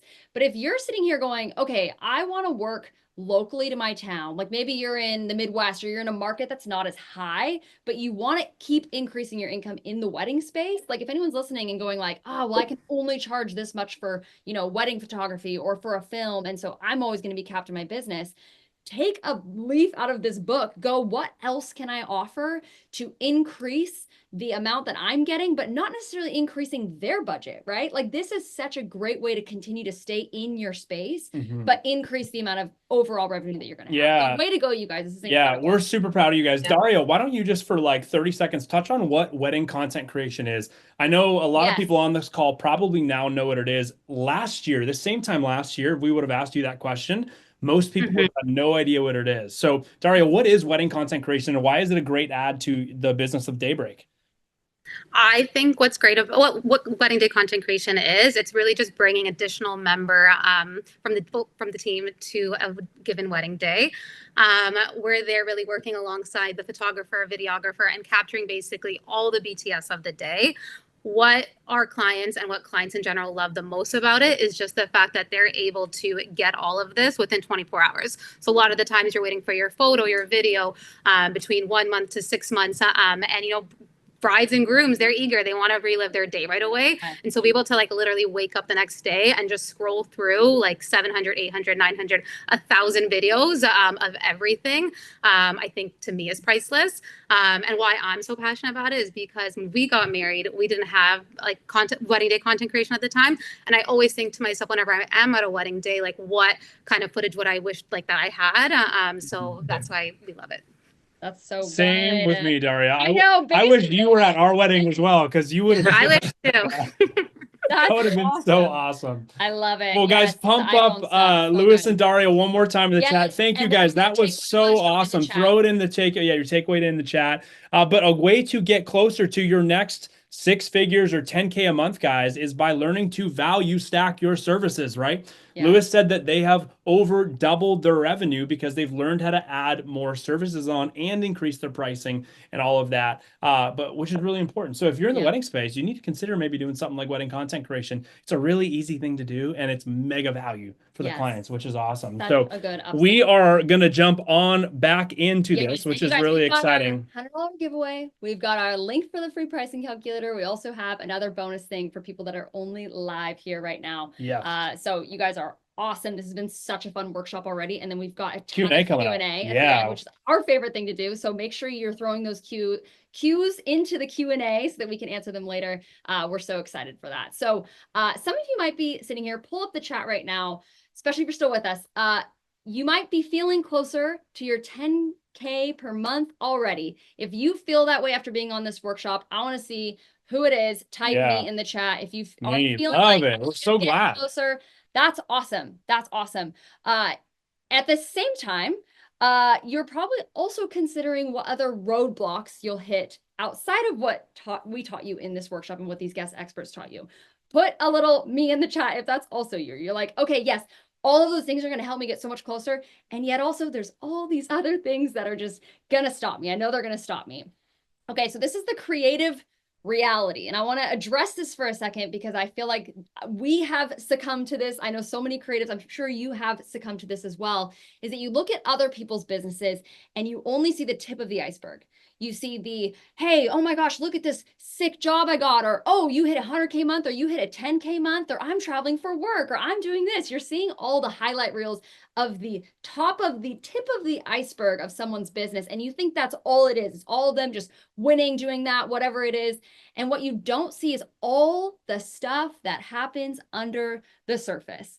This is where the bulk of business lies, is under the surface, all the things that you do not see from 6-figure creators, 10K a month people, Lewis, Daria, like all these people that just were chatting, they have so much going on underneath the surface. And what that looks like is building 6-figure offers. It's honing your offers and actually doing something strategic. It's figuring out what the heck is pricing, how to do that for yourself in your own specific niche. It's mastering sales, it's pitching brands, it's outsourcing, it's building and scaling teams, it's figuring out how to manage your money so when you do make a 10K month, it's not all taken up the next month, right? You actually have something to show for it. I'll preach. Who's got a problem with that? You make some money and all of a sudden you're like, whoa, where'd that money go? Exactly. It's gone. There's so much underneath the surface of what goes into building a business. Look at any creative that you look up to. This is all under the surface. And so you guys, this is just like some stats that we hate, honestly. This is like literally stats we hate. But you need to recognize them. We want to be real with you. Yeah. So 92% of creatives, maybe you're in the statistic, never hit 6 figures. And hopefully, because you're here tonight, we're going to help you change that just from what you guys learned tonight. That would be the goal, that what you just heard is going to help you not be one of those statistics. And even worse, this one is even worse to me, is that 50% of creatives never even hit 50 grand a year. And again, you're here tonight. And so hopefully what you've learned tonight is going to help you avoid that, because those are sad statistics that we're really living in a world where there's so much opportunity to get paid to do what you love if you're talented creatively. And we want that for you guys, but it's because they're lacking what is under the surface. So here's what we really want to say to you. Our 100K month is cool. I hope you guys thought it was cool. It was kind of cool. It also was a lot of work. But what we want to tell you is your next 10K is way cooler. Way, way cooler. I hope you felt this from being here tonight, even just in the first 3 quarters of this call before we get into Q&A. But we really, really do believe that if you do the right things in your business and you put in work, it's always going to be hard work. We had our 100K month last month. My first 10K month was also probably just as much work, right? Like you have to work hard if you want to learn how to make this your full-time thing and get paid to do what you love. But we really care about your success more than we care about ours. And that sounds like a cliche thing to say, but we've been helping creatives build businesses for like almost 6 years now. August 2019, so August of 2025 will be 6 years.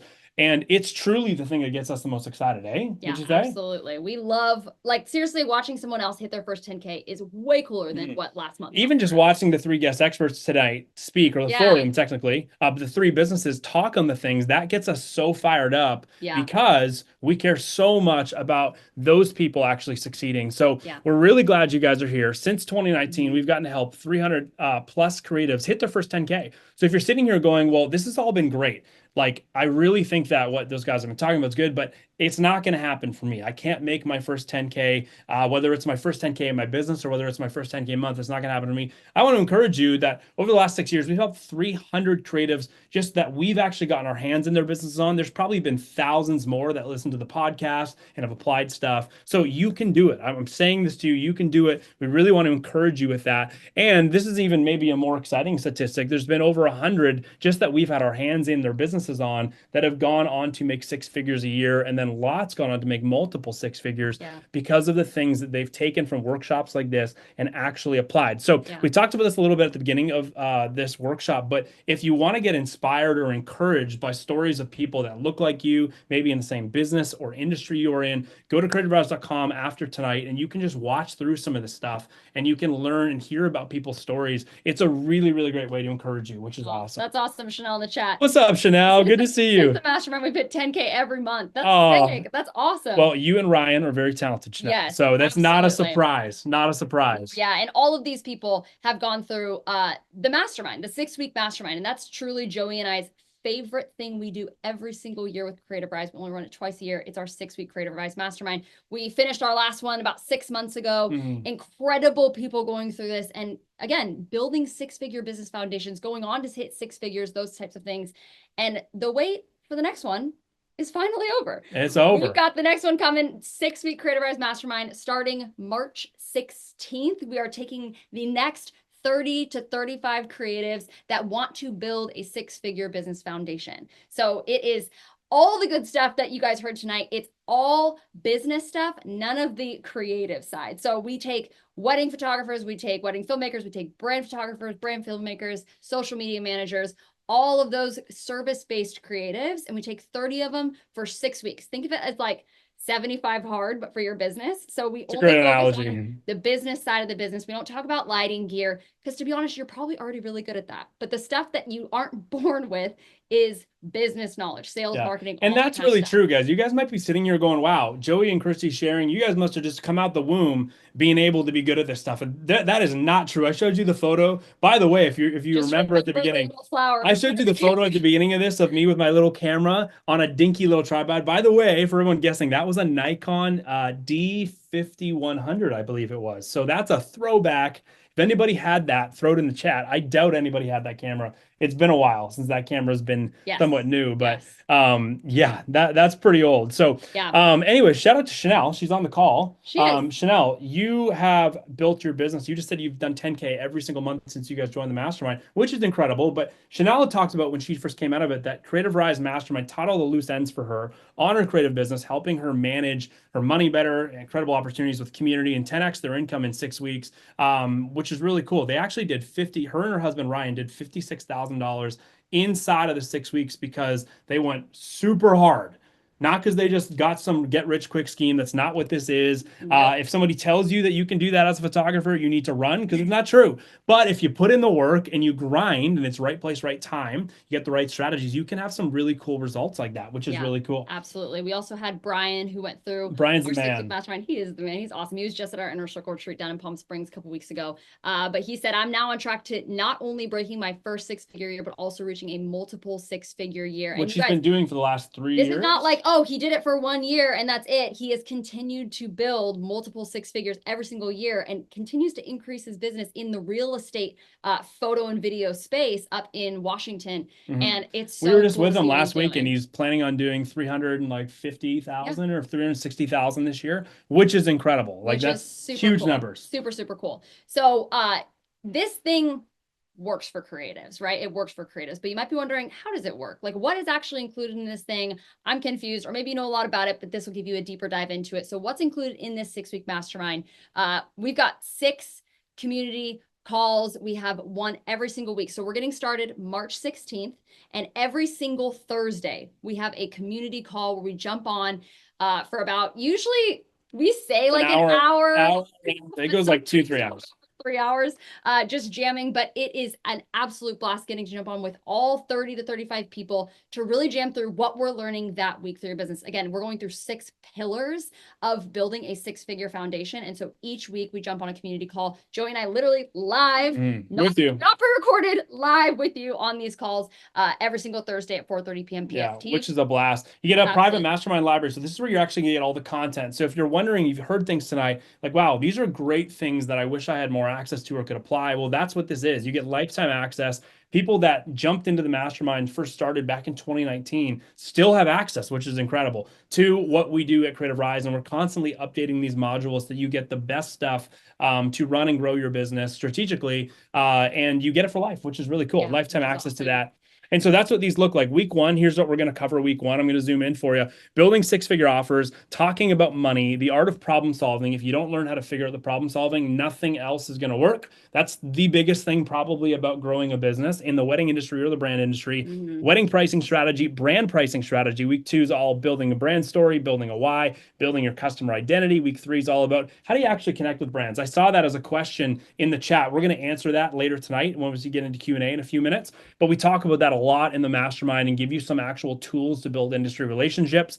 And then up over here, we've got marketing 101, understanding deal flow, building a sales funnel, proposals that make you money, and mastering sales.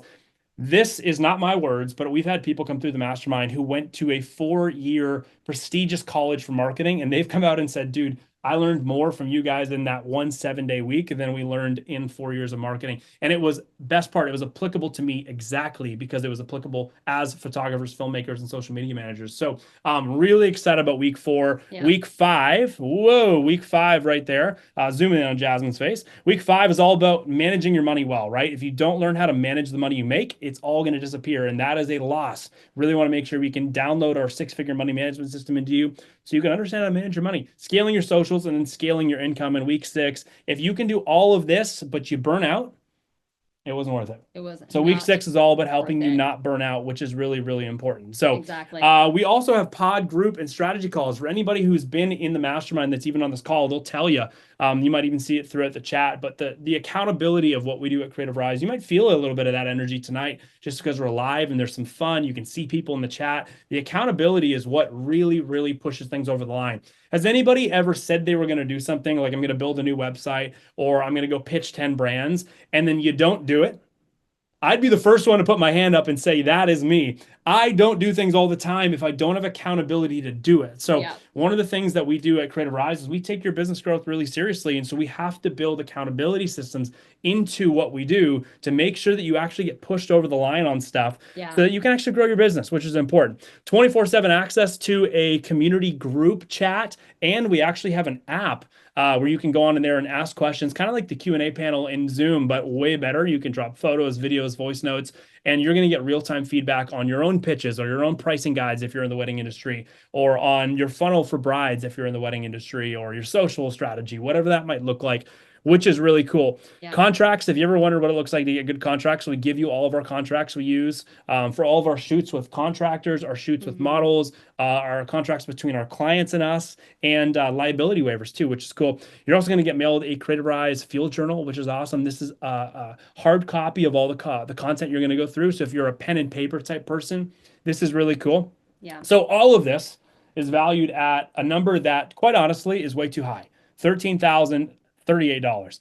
And the truth is that there's probably people that over the last 5 years would have paid that because the ROI they've gotten would have been worth that. But That's not how we roll around here, Chris. No. The value of all of that would be $13,000 if we were to charge it that way. But we do the mastermind for $2,797. So that's USD. Payment plans are available. But we want to make it like basically a little bit less than probably an average camera body. I've got but like that's like half the price of this one camera we have right here, right? Which I actually don't even like. If anyone wants to buy an R5 off us, you should hit us up because I want to upgrade to something else. It's a good camera. I just have a really specific need I need something else for. But yes. Yeah, the whole point is we try and position everything you need to learn how to build your own six-figure foundation, like Lewis and Daria, like Owen, and everybody else that you've been seeing here in the chat, right? Is figuring that out like Madison did in 6 weeks.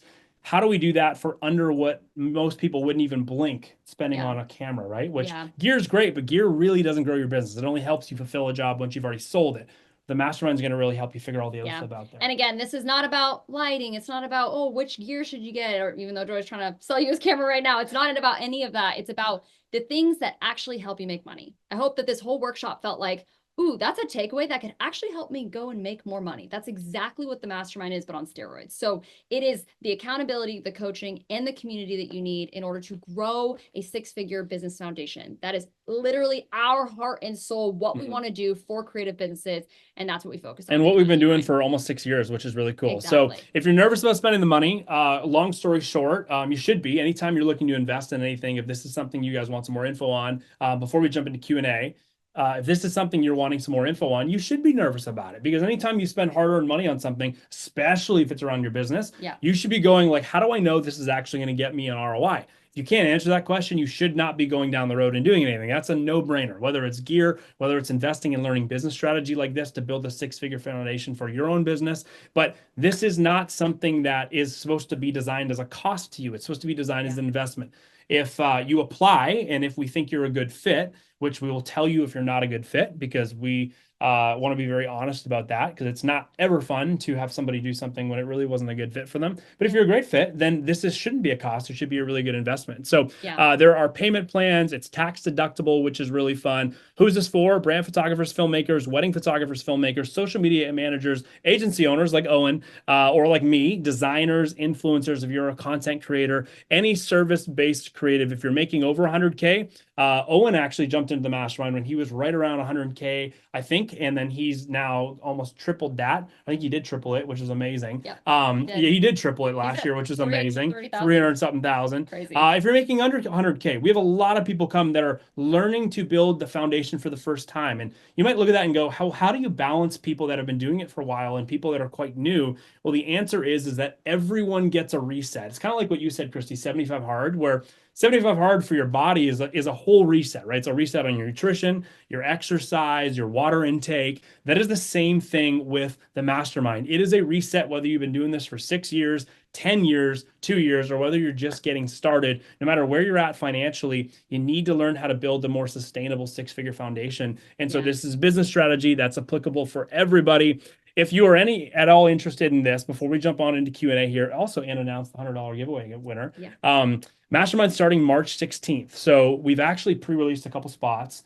So there is not 35 spots. There's actually not even 30 spots left. There's under that now, because we had some people that got really, really early access. But applications for early access just went live today. But the open public activation is going to be happening on Sunday, March 19th. So we're getting started on March 16th.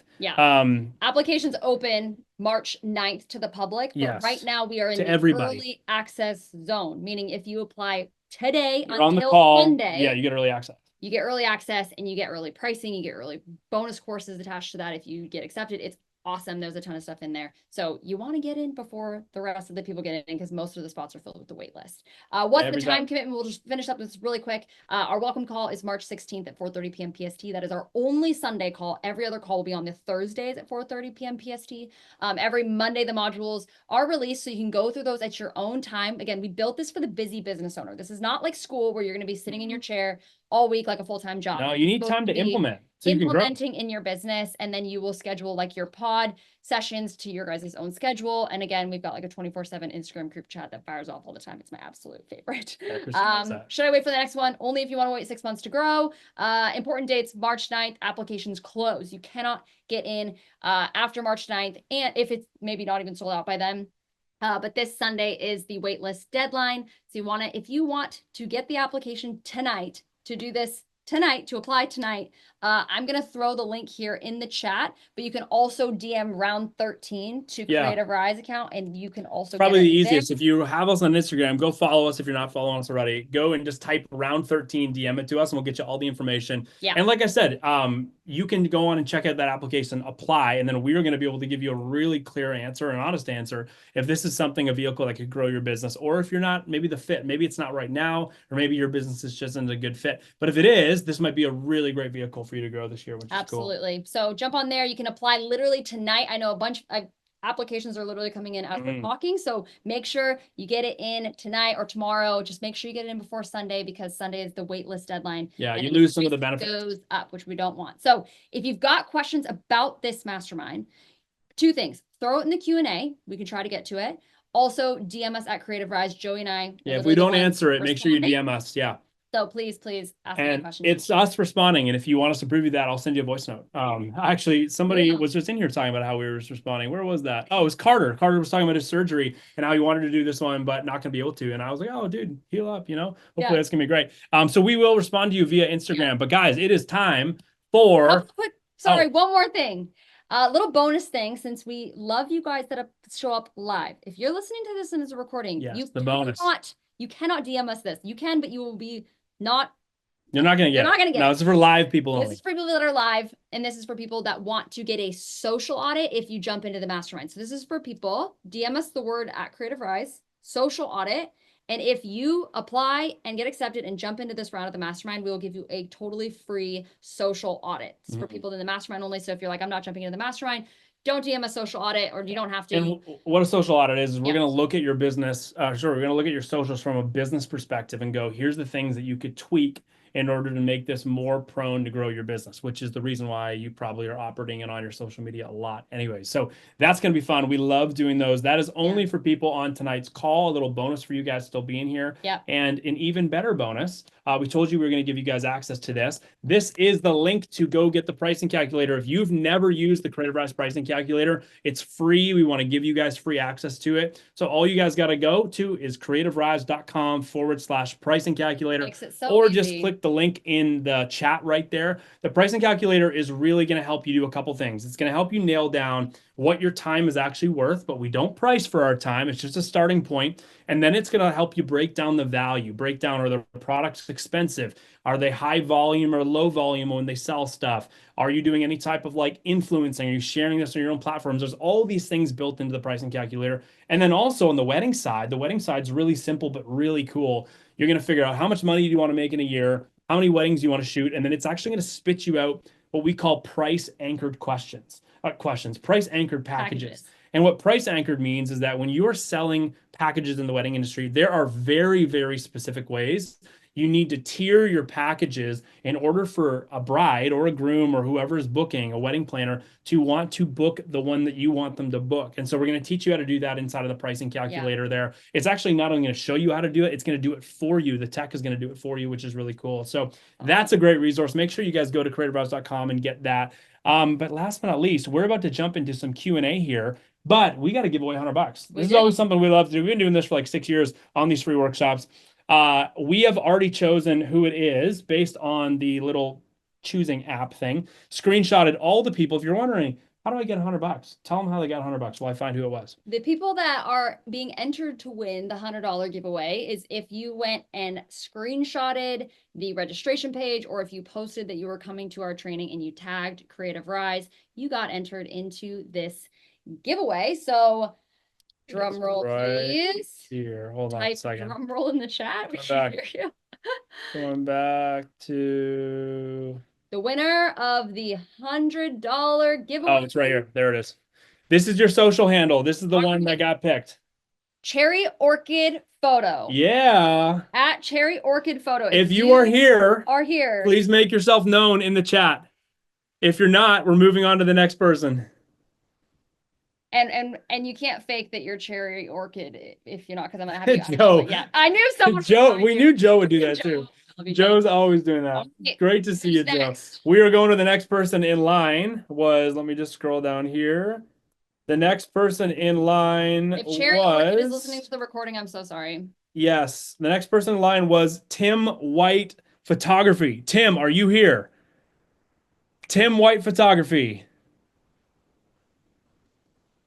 Tim was probably here.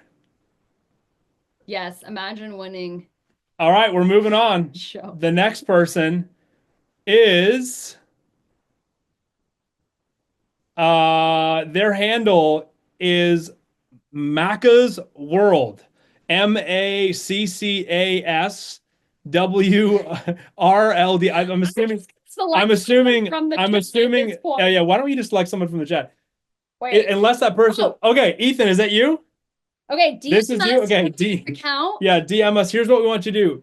DM us what country you are in and send us like a PayPal link or a Venmo link or something like, or what, however we can pay you. We're going to send you $100 cold hard cash. Ethan, yeah, you got some people that want you to prove it. We will put it on our stories if this was really Ethan. Ethan, we believe it's you. Joe wants to see the receipts. I love that, guys. But guys, it is time to jump on into some Q&A. So we got still over 150 of you guys on this call from all over the world, which is amazing. I am going to pull up this panel right here, the Q&A panel, and we are going to jump into some of these questions. So let's have some fun with this. Quick reminder, if you have a question, please throw it on in the Q&A panel. That way we can get to it, and we're gonna jump on through. Yeah. All right, first question. Okay, Brendan, as a traveling videographer, what are the most efficient ways to reach out to new clients without starting from zero every time because you change locations? Are there any apps, websites, or strategies you recommend for finding new clients while you're constantly on the move? So, Brendan, absolutely. I've got a great answer for this. Prior to meeting Christy and kind of settling down, I used to travel for about 8 months out of the year. I was all over the world. And the answer to me, to what I did in order to be able to achieve growing a business while traveling all the time, was I focused on businesses and I focused on industries that did not matter where I was. So a quick example of that, if I was traveling like Lewis and Daria through Southeast Asia for 2 months, I would be focusing on what are product brands that I can pitch to get on retainer, or pitch to come on the trip with me, that I can bring their products with me, and then I can be shooting their products every single month and helping them fill their social media content calendars, or fill their paid ad library calendars, or fill their email marketing calendars, right? So that's one right off the bat. You can look for product brands that you can easily travel with. This is probably the worst product you can travel with. I don't recommend doing what I did.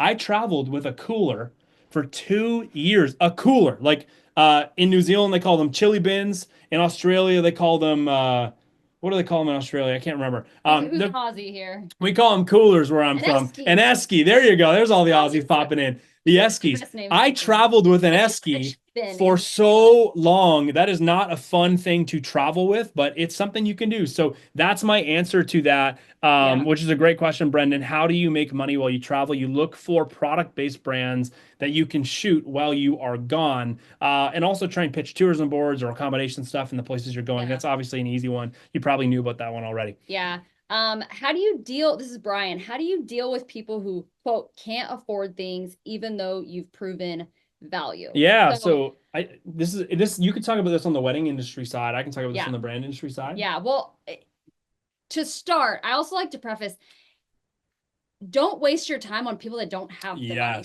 Yes. Like, I see so many people are like, I want to work with this like really small niche coffee shop and I want to get paid $2,000 a month. And it's like, well, they're selling cups of coffee for like $3. Like, they're probably not anymore. Lattes are like $6 now. Maybe they can actually. Maybe you should start hitting up some expensive coffee shops because ours are in the area.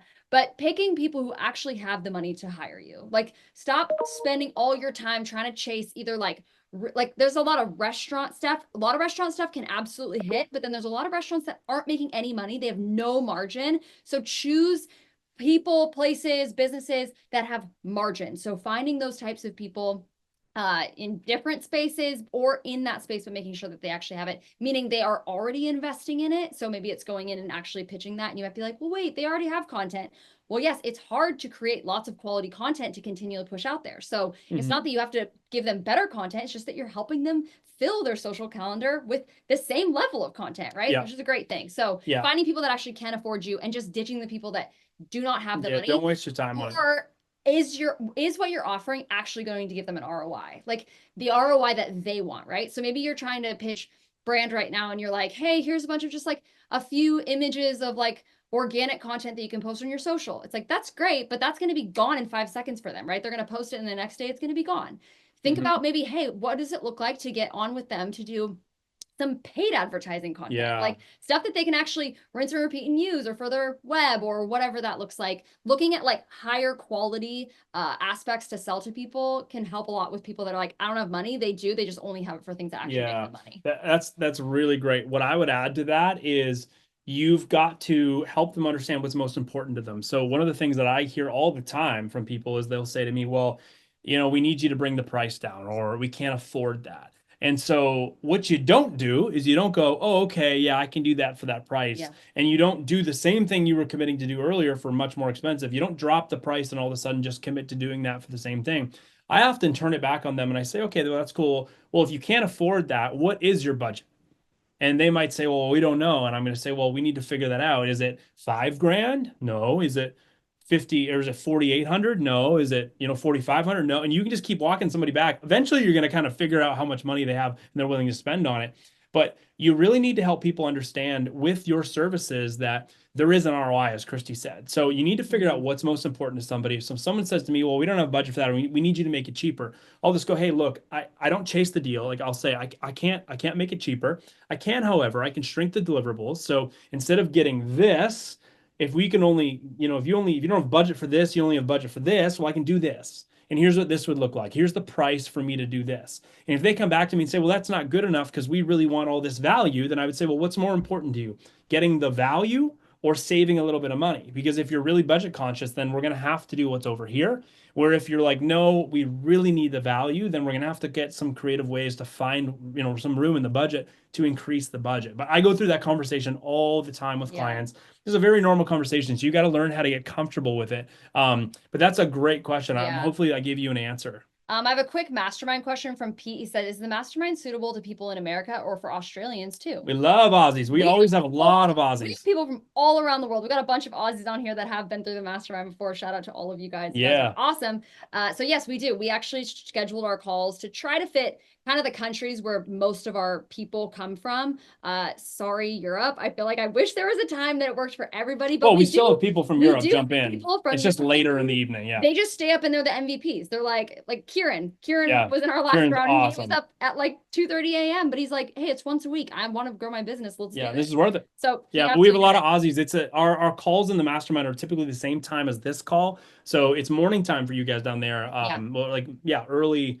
Hey, Denise, late morning. Shout out to you right now being up at 3 a.m. You are the Denise. MVP Let's go. We love call. that. You must be in Europe, Denise. That's awesome. All right, let's jump into another question here. All right. Let's see. Someone just asked real quick, like, I want to apply, but I'm traveling. Would it still be the right fit? We've had a lot of people that are traveling while doing this mastermind. It's just, do you have access to Wi-Fi? You should apply. Annika, you should apply, and then we'll just chat with you about it. We'll figure out if that's going to work for you time-wise. All right. What does that include? What's the fee for models on a $12,000 brand shoot? Anonymous attendee. I don't know who asked that question. It's a great question. It depends on the brand and what's needed, but model fees are typically between $200 all the way up to $1,000 per person, depending on what we're doing. But we don't normally spend more than like $2,000 on models for most campaigns. If we do need to spend more on that, we probably ask for a budget increase because that's going to eat out of a lot of the other budget. But if you're really asking, like, what's our profit margins on a $12,000 shoot, it's at least seven. Normally at least $7,000 is what we'd be taking home to produce it and then to shoot it. So great question. Anonymous attendee. I don't know who that was. That's great. Can you apply for the 6-week mastermind if you've hit a 10K month? I've had 2 since the fall, but congratulations. So much more growth, and I want to hit it consistently and not randomly. That's what the mastermind's literally about. How do you You're perfect for it. Income like that? That's great. Let's see. What else?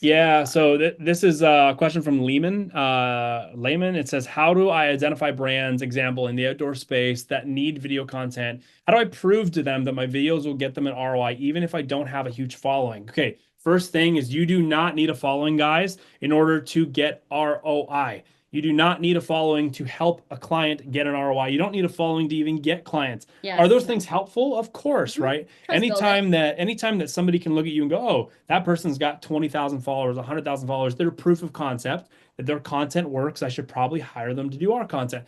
That makes sense, but that's not always what needs to happen. A lot of our deals have nothing to do with social media. We just get them because we figured out a way to get leads. So how do you actually get that? Let's just go back to that question one more time so I can just read through it. How do you actually find those clients and then prove it to them? Well, the first thing you want to do is you want to help help the fashion brand. Looks like you're saying an outdoor fashion brand. You want to help that outdoor fashion brand understand that you understand how they make money. There's a lot of people with followers that have no idea how that company actually makes money or how to increase how much money they make or even how to increase their brand. One of the lies that we often believe is that people with followers, and this isn't a hit on people with followers, you might even think Christy and I have followers. I don't know where we are at in that spectrum, but having followers doesn't mean that you understand how to grow a business. And so when you're getting hired to do videos for somebody, they are hiring you to use your creative craft to help them grow their business. So all you have to do, Lehman, is rock up and do a conversation with them and say, hey, here's a couple of the areas that I think you guys could improve on that I would really love to help create some opportunity in. Here's some examples of reels I think we should create. Here's the amount of reels I think we should do. Here's how many times we should be posting them per week. Or here's a really cool idea I have that I haven't seen you guys take advantage of yet, but your competitor is, and I want to help you guys do that. That's all you need to get into with these brands. You don't need followers. You need to help them understand that you understand what the opportunities in front of them are and that working with you is going to help get them there. So how do you actually quantify an ROI on that? Well, if you're selling social content, let's say they're only posting 3 reels a month right now on social and like 15 photos. Well, if they could be posting 12 reels or 15 reels a month on social, or let's even get deeper into this, not to go too in the rabbit hole, but really what a lot of brands are putting their budget into is their paid advertising, right? Their paid ads library. A lot of you guys don't even know what that is, and you should know what that is. We got podcasts about that. It's a really important topic if you're trying to work with brands, is understanding how to work with a brand and help them with their paid ads. But understanding ROI there is, let's say they're paid ads, you look at them, you're going, dude, like these are not great paid ads. They're not good quality. It doesn't look good. The audio's not good. Or maybe all they have for paid ads is like carousels, like static carousels. You could pitch them and say, hey, I'd really love to take some of the content you're using for your ads, but let's make them in video format. I think you're going to get some really, really good cost per clicks or cost per conversions. You got to look up the lingo on paid ads. And that is going to be able to show them how there's a really good ROI there. So kind of a long answer. I'm running around. It's a big question. There's a lot of ways we could answer that question, but there's a huge ROI in helping businesses with video, even if you don't have followers, which is important. It's really good. Royce asked, pitching scares the crap out of me, but I know it's massively beneficial. How do you ride the fine line and point out a problem in an area of opportunity? Oh, Royce, great question. Explain how to solve it without offending the client. I assume it's always a risk. So you obviously, when you're reaching out to clients, when you're pitching them, when you're talking about the growth of their business, you don't want to come in and be like, hey, you suck and all your photos are ugly and get it together, right? I like to position it more around, hey, the opportunity that I see of them connecting with more of their ideal clients in X, Y, and Z, right? Like, hey, I see you're running some paid ads. I noticed all of your ads are currently static ads. Here's some data that maybe you pull from ChatGPT or somewhere else. Here's some data that we have seen, or from previous clients, seeing that video is actually working really great in the paid ad library for your space. I'd love to do a little test run for you and give you one video to talk about what working like would be together. So you don't have to be like, hey, screw you. Don't type it like that. We've been talking a lot tonight, guys. We're starting to. Also, someone was like, I'm so glad this is recorded because you guys talk too fast. I know. We're talking really fast to try and get through a lot of this for you guys. Yes, but it is recorded. Maybe you can put it on slow-mo. But I like to talk more about the opportunity and from an empathetic way, right? Like you're coming at it not as like, hey, from a tower, like you're doing a bad job. It's more, hey, I know that keeping up with social content when you are running a awesome business can take a lot of your time. I want to take that time. I want to take that burden off of your hands, right? You're giving an empathetic version of it of like, I know this is what you want. I also know it's really hard. So that's where I come in, right? It comes in and it's like a good authority, but also empathetic. What would you want to add? Yeah, it totally. It's speaking to a client's problem is actually something that if you do it right, they should hear and they should go, thank goodness we work with too many creatives that don't understand what we're dealing with. I'm so glad Christy just pointed it out, and she's talking about how she can help us, right? So it's mixing that empathetic and authoritative thing where it's not saying, oh, hey, your competitors are doing this, you don't, you suck, hire me to fix it. It's saying, hey, here's a couple of things I think that are working in other industries that I don't see you capitalizing on. Here's an idea or two on how this could turn into an opportunity for your brand. We should get on a call and talk about it. Like, that is covering the problem and then talking about an opportunity. What you never want to do, and how you really do offend somebody, is if you only ever talk about the problems, but you don't talk about how you could actually be a solution to help solve that. You got to be opportunistic when you talk about problems. So hope that answers your question. That's a great question, Royce. That's a really that was really good. We're question. going to jump into another one right here. Yeah, I actually was just going to see if Madison is still on. Yeah, Madison, you on? Yeah, Madison, can we promote you again? I'm promoting you. Whether you like it or not, I'm promoting you. Come on up. We've got a couple questions for you. You can hear me? All right. For Madison, this is from Elise. For Madison, when you pitch, do you mention packages and I'm assuming pricing and all that kind of stuff when you pitch, or do you wait for a call to pitch specifics? Usually I wait for a call. So when I pitch, it's usually an email similar to what Owen shared in his section. And I'll say, can't wait to jump on a 15-minute call with you. And then on the call, I'll break down like a package, one of them, and say whatever would work best for them. So usually I wait till the call. I feel like I'm better at selling over the phone than in email. So that's what I do. That's great. Love it. That's great, Madison. That's really good. And we talk about that in the mastermind, right? Madison is deal flow. Really, who is this question from? Was it Elise? Did you say Elise. It was Elise? Elise, really what this question is getting on, and what your question for Madison was, is what does deal flow work like? Deal flow is defined by at what points do I send them what types of communication or pitches or offers. And to break down really simple for you, this goes for social media management like Madison just talked about. This also goes for the wedding industry or the brand industry. Really what you're looking, probably less the wedding industry, but it still does. Probably what you're looking at is you have the initial point of contact. You then have some type of pitch where you're saying, hey, here's what this could look like. We should chat about this. A pitch is not saying, here's all my pricing, here's everything I do, sign the contract. Yeah. That's not a pitch. A pitch is smaller amounts of communication that get someone's interest, that make them want to get on a call with you. And then you give them what's next in deal flow, which Madison just talked about, which is called a proposal. You actually get on a call, or maybe you email it to them later on after you've had some communication with them. And a proposal is going to break down what are the deliverables, what are the timelines, what are the commitments, what's the price, all of those things, and what are the next steps. So that's kind of the difference there, Elise, in deal flow between a pitch and an actual proposal. Yeah. Madison, anything last thing to add on to that, or? You kind of mentioned it, but usually after the call, the 15-minute call of the pitch and proposal, email them as soon as possible. I feel like urgency is really important. So when we're on the call, I'm like taking notes, and I put it into my pitch deck and I send it to them within like 20 minutes, if not earlier. I try to do it as quick as possible. So get them while they're hot. That's good. That's great advice. I love that, Madison. And then Madison, one tip for someone who is just starting, like 0 followers, 0 anything. How do you attract clients when you're very, very first starting? What did you do? So relatable. I started an Instagram, 0 followers, post as much as possible. I remember when I was in the Creative Rise Mastermind course, I was posting 4 times a week. And it wasn't necessarily the best quality, but I was getting my face out there. And I knew that if people recognized me and knew what I was doing, that they would be interested. And that's how I got basically all of my clients. So post on Instagram. It doesn't need to be perfect at first. Just keep getting your name out there. Yeah, that's so great. Madison, you were a perfect example of what it looks like to do like 20 days straight of committing to posting, talking about one thing, which for you was social media management. And it's wild how quickly in your community you became like the person people think about when they think about social media management. So for everybody listening, if people don't think of you, when they hear your name, if they don't think of like what you could really help them with, like when I think of Christy, when a lot of people think Christy, they go, oh, she's a great photographer. She shoots all these amazing brand campaigns and weddings and couples. And she's also really good at helping creatives. Like that's what people in our community would say about Christy. if people in your community might not know how to describe you like that, you might need to do what Madison did, where you get online and you commit to making really consistent social posts talking about your expertise in an area and how you could help clients. That's very important. And Madison was a great example of that. Yeah, super that's cool. great.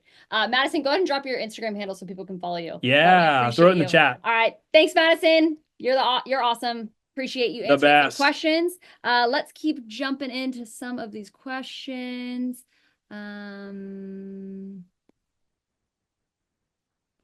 Yeah, Nick Larson. I like this question. Is there ways to measure the value my portraits bring to clients, especially personal branding or business use? So, absolutely. The first thing is I would try and stay away from calling them portraits, because often portraits comes with the connotation that they're worth nothing. Personal. It's like personal. Yeah. So if you can find another name for that, like personal branding photos, like a personal brand shoot or something like that, that's often tied to a higher ROI. And we talked about ROI a lot, but how do you actually find the value of that? Absolutely. Well, the first thing is, if somebody wants to do a personal branding session with you, let's say you book a studio. We've had lots of people go through the mastermind where we've helped build these businesses. Well, let's say you book at a studio for a day and you have 3 or 4 people come through that studio in a span of 4 or 5 hours, and each of them come in and you spend an hour and a half with them and you shoot a whole new content library of images for them of them doing whatever relates to their profession. Let's say they're a real estate agent, they're on their phone, they're on the computer, maybe you're doing some like talking head videos, or maybe even just social videos. Like it could be you walking around the studio filming them BTS on your iPhone. That's really valuable to them because they can then go online and use that content for their own marketing, right? But how do you actually figure out where the value is in the portraiture and the headshots or anything like that? Well, if they don't have any of those things, someone in the other side of town is probably going to pick an agent that's from the same town that looks a lot more legit, right? That has better photos, that looks more approachable, that looks maybe more current, or maybe it's the agent that you might be working with looks current, but they don't have any content. They're never posting, so no one ever sees them. Therefore, when someone thinks about, oh, I'm going to buy a house, who should we use? They don't think about that realtor. So your pitch and where the ROI comes in for somebody like that, maybe in the realtor space, or maybe they're a hairdresser in town or anything like that, and you're doing a personal brand photo shoot for them, is simply, hey, having a photo shoot done with us is really going to help you have a lot of content, not only to increase the quality of your brand, the look of your brand, but also give you a massive, massive amount of quantity to put out into the world. And when you put out more content into the world, you are more top of mind. And when you're more top of mind, meaning you're living in the brains of your ideal clients because people have been seeing you online, that's when they think about booking you for your service. There's ROI there, right? So a $1,000 photo shoot for 2 hours or an hour and a half to get 50 or 100 photos, there's 100% ROI on that when you look at a 3-month timeline after that, if they are actively a business that's looking to make more money. Yeah. Hopefully that answers your question, Nick. Next question. A lot of questions around like, how do I guarantee results? Like when we talk about ROI for clients and pricing and all that stuff, like how do I know when talking with ROI with a brand, how do I know for sure those ROIs will hit successfully? Now, you make no mistake, understanding ROI and what the potential is for somebody is really helpful in pricing, but you never want to guarantee an ROI for their business when you only have one slice of the pie. Yeah, that's out of your control. That's out of your control. You can guarantee your side of the equation, right? Like I can guarantee I'm going to show up and give you these types of videos, these types of photos, this type of assistant, this monthly assistance, whatever that looks like. You can guarantee your side, but you can't guarantee what their side controls, because you could give them the best content in the world, but if they have someone who doesn't know what they're doing on the paid ad side, they could bomb your content and has nothing to do with you, right? So you can't necessarily guarantee results. I would definitely stay away from that. However, you can talk about results in a way that shows the possibility of what happens if they're able to do it, and specifically what happens if they don't. That's one of like the best ways to talk about kind of ROI, things like that, is talking about the risk side of things. What happens if you don't? It's a guaranteed result if you do not do something. This really goes for the wedding space too, talking about this. Exactly. Like in the wedding space, like I can guarantee you, if you do not have a professional photographer, or professional filmmaker, or whatever it is that you really guaranteed love, then you will not get great content from on your 50th anniversary. You are going to wish you would have paid the $6,000. Like it's just it's going to be like, oh, we would have given anything to pay that $6,000 to get photos that Exactly. we could relive that moment, but we didn't, right? Exactly. There's the risks on the ROI if they don't take Yeah. if they don't take it. So I love what you're saying. It's calculating what could go wrong, and then it's also just guaranteeing what are the things you can guarantee. Yeah. So here's an example. We are working on a big brand build right now. Then we delivered on something today, and today was a guarantee. We told them weeks ago when they were looking at signing on with us.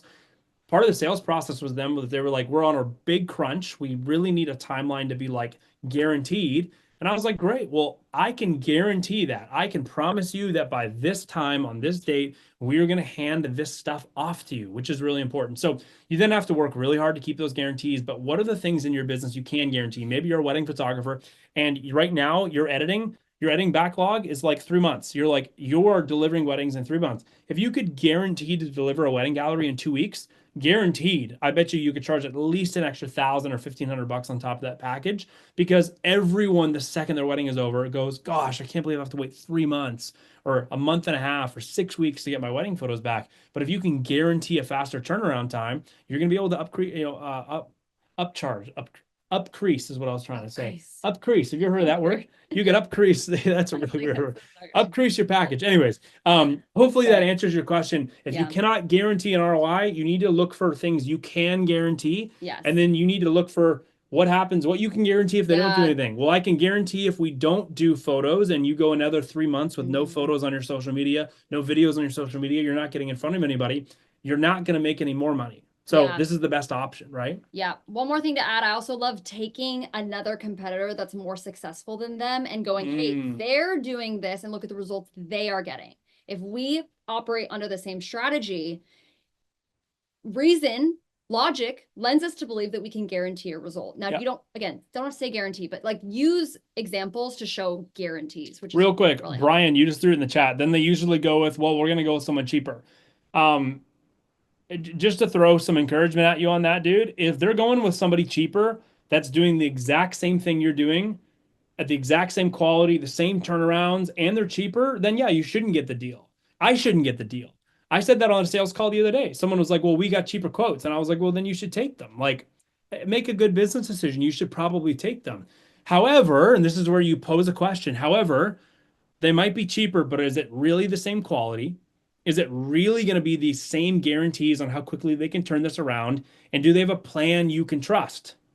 A lot of the time when I ask that question, this just happened a couple weeks ago, which is one of those bigger deals in our $108,000 month. Christy was listening to me ask that exact same question. They came back and said, well, no, we don't actually know if we can fully trust them in those areas. And I said, well, then the cheaper option might not be the best option. What do you value more, a cheaper option or actually getting this done on time and it being quality, right? So, but you don't chase a deal. If someone's like, oh, well, we're going to go with someone cheaper. If they can find it for cheaper, then you don't deserve the deal, right? Like they should go with somebody else that's going to be a better option for them. Yeah. But if the better option is really not a better option because they're cheaper, but they're not as good, they aren't going to deliver on time, and they don't have a plan that client can trust, then you might be the best option. And that's where you really got to learn how to build that sales skill. We talk a lot about that in the mastermind. So if that's something completely new for you, then mastermind might be a great fit for you to learn how to do that. You will 100%, I can guarantee this, you will get a guaranteed ROI on your money jumping into the mastermind just on that alone if we teach you some of these sales strategies, because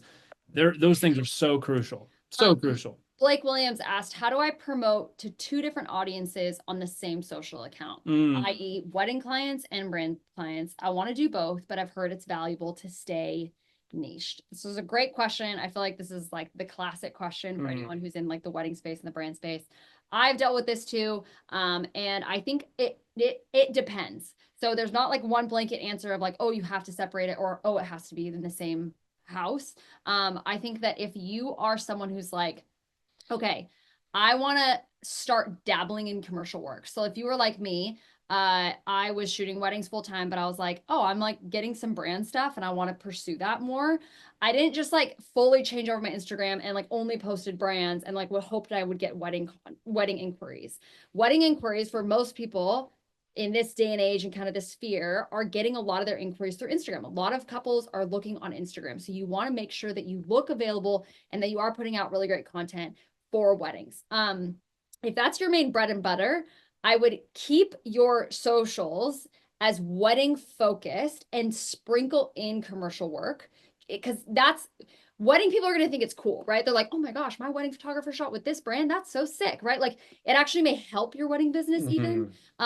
However, I say that because most of the time when you're getting started and working with commercial, you are going to be doing cold outreach. You are going to be going outside of your Instagram, maybe use your Instagram, but you're going to be going outside of like attracting them. Like most likely a brand manager is not going to find your wedding Instagram and be like, yes, this is the person. Even if you were to start a brand Instagram, most of the time they're not reaching out to you. You're reaching out to them when you're really trying to push at the beginning of building your brand business. So that's where I would say, probably if that's your situation where you're like, I've already got weddings, I'm really pushing that, but I also want to start incorporating some brands, I would keep the weddings the forefront and just have almost like a back end side of your business, like an invisible brand of an invisible brand for your brands. So like have a separate landing page for brands that you can send people to when you go and pitch them, all that kind of stuff. That's what I did. And then I slowly started merging more commercial work into my Instagram, made a slow transition. And I still shoot couples. So now it's like totally half and half, and that just works for me. So I don't think you have to separate it right now.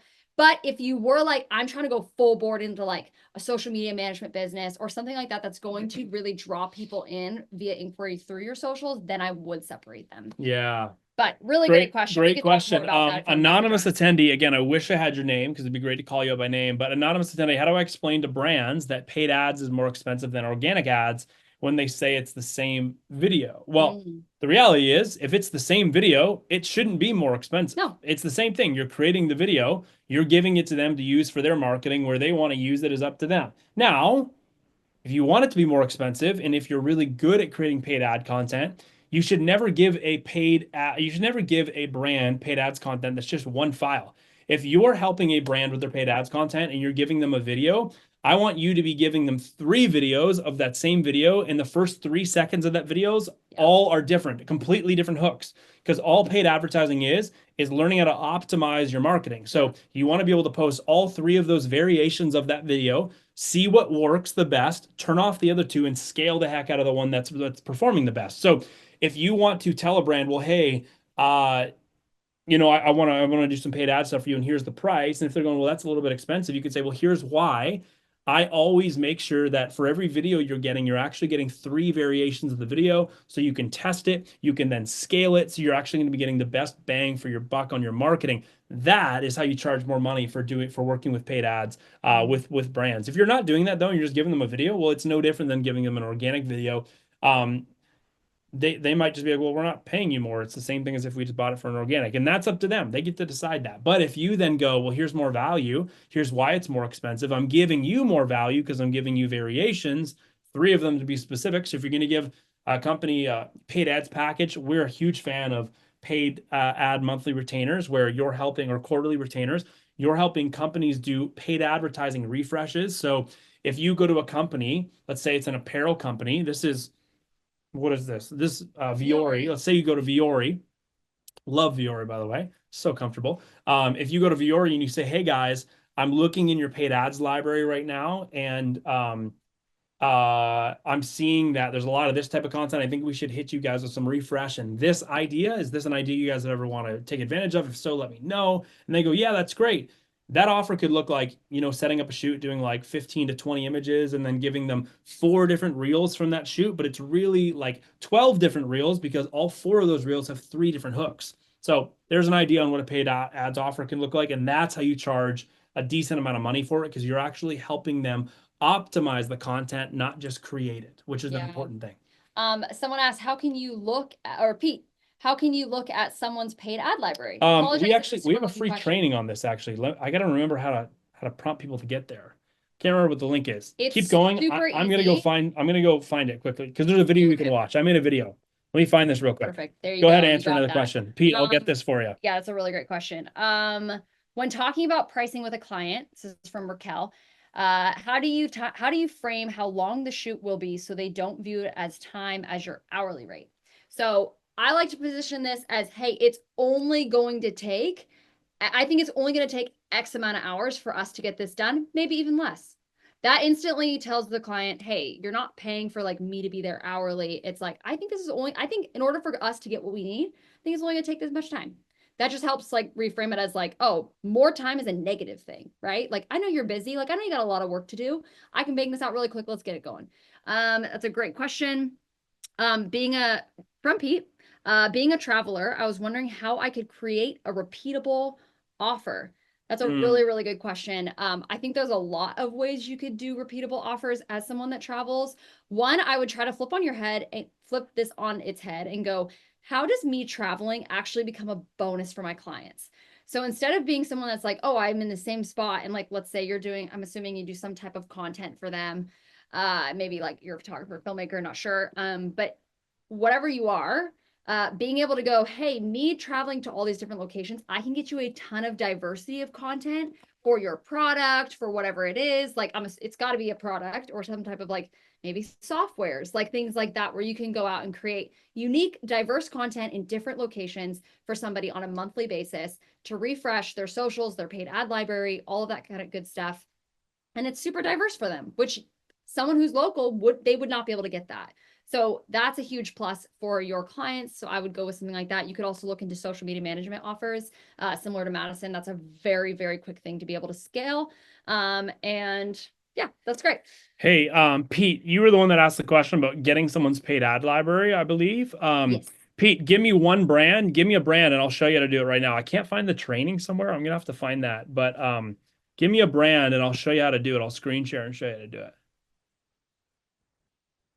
Zorali. Okay, Pete, Zorali. This is great. We love Zorali. We just got some new Zorali jackets that are the best thing ever. I was wearing it today. The best. All right, here we go. I'm going to jump on over here. Let me just share my screen real quick. And look how ironic this is. When you search up Zorali on Facebook, you're going to go to Facebook. You're going to type in the brand that you want to see their Instagram ads or their Facebook ads. Look how ironic this is. Look who's on Zorali's thing right there. It's me. They collabed on a post with me the other day just because I love the jacket and I posted about it, and they accepted my little collaboration. But anyways, there's me flying through the air. What we're going to do is I'm distracted by that. I was very shocked to see that. I know I've got ADHD. I was very distracted to see that. So you're going to search any brand you want to see their ads, okay? You're going to go to their brand, click on their actual thing there. Second thing you're going to do is you're going to click on About. Click on About right there. See page transparency. This is big. Click page transparency right there. And you'll see right here, page manager. This is where these are the people that are managing the ads right there. This page is currently running ads. You're going to click on see all. It's going to pop this up right here. And you're going to scroll all the way to the bottom and you're going to see go to ad library. You're going to click this.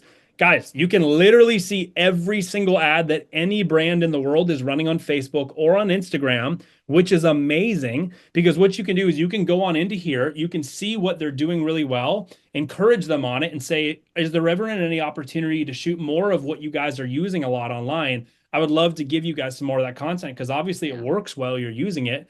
Or if you jump on into here and let's say you only saw photos, there was zero video. This is where you pitch a brand and say, hey, I see you guys are doing a great job advertising with a lot of great photo stuff. However, I think there's some opportunity if you want to mix in some video. I'm sure you know about that. You might just have not had the right creative to help you do it. I would love to be that person. Here's an idea or two, right? That's a great pitch right there for that. So look, you can scroll through this. Zorali. Dagan. Shout out Dagan. I don't know if Dagan's on the call. Mastermind grad shot all of these photos. Yeah, one of our Mastermind grads, Dagan, shot basically all these photos. Dagan's work is so good. Episode with Dagan on the podcast. If you guys haven't listened to it yet, it's so good. I think really like good. 3 episodes ago. Go take a peek. Go back and watch the Dagan Prescott he shoots episode. With like Terex, he shot some really cool brands. But this is how you see a brand's content. You go onto Facebook, you go onto the brand page, you then go to About, and then you go to page transparency, then you scroll down and go to ad library, and you can see this for any brand. I could look up any brand here. We could look up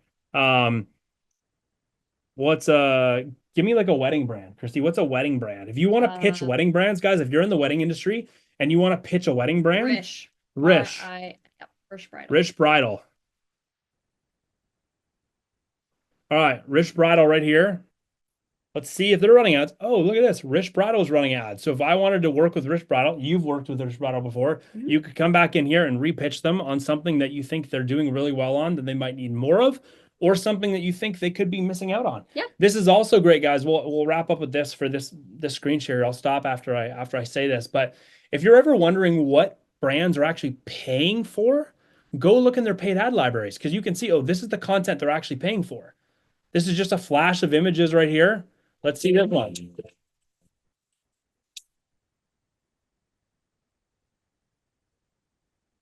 That was shot on an iPhone. That's a UGC video of a girl in a wedding dress. They're paying for that, right? So this gives you a really good understanding of what people are paying for, which is awesome. Yeah. So that is how you do that. Hopefully, Pete, that's really helpful, man. Yes. And hopefully that's gonna add some value to your business right there. All right, we are gonna DJ. What's your opinion on cold outreach and using Loom screen recorded profile audits? DJ, that's great. I love using Loom. I use Loom almost every day, whether it's for pitches, whether it's for client communication. I love to send people, instead of sending them a boring email with a bunch of words, I'll just send them a pitch and just be like, hey, instead of sending you a crazy long thing, here's what I think we should do, and I'll do it in a Loom, So I do that all the time. Big fan of that, DJ. You should consider doing more of that if you're not already doing a ton of that. Suggestions you might have if you don't have anything physical. Brian, you asked if you don't have anything physical to show a brand during a pitch, you can always use other people's images and use them on like example, a Pinterest mood board. Just don't claim them to be yours. So Christy and I do this all the time. When we pitch something, we would be like, hey, here's an idea we want to do. Here's some images that kind of like sell the idea. Here's a mood board. And by the way, these are images we've gathered from online. These aren't our images, and, you can find the creators or whatever, but we'll put together mood boards like that all the time. We just don't claim it. So if you ever need to kind of showcase the mood or an idea that you're trying to pitch in an idea, but you don't have any content to back it up, that's fine. You can go find that online and you can use that. People do that all the time. That's how business works. You just can't take ownership over that and call it your own marketing collateral. So awesome. Yeah. Reading a couple more of these questions here.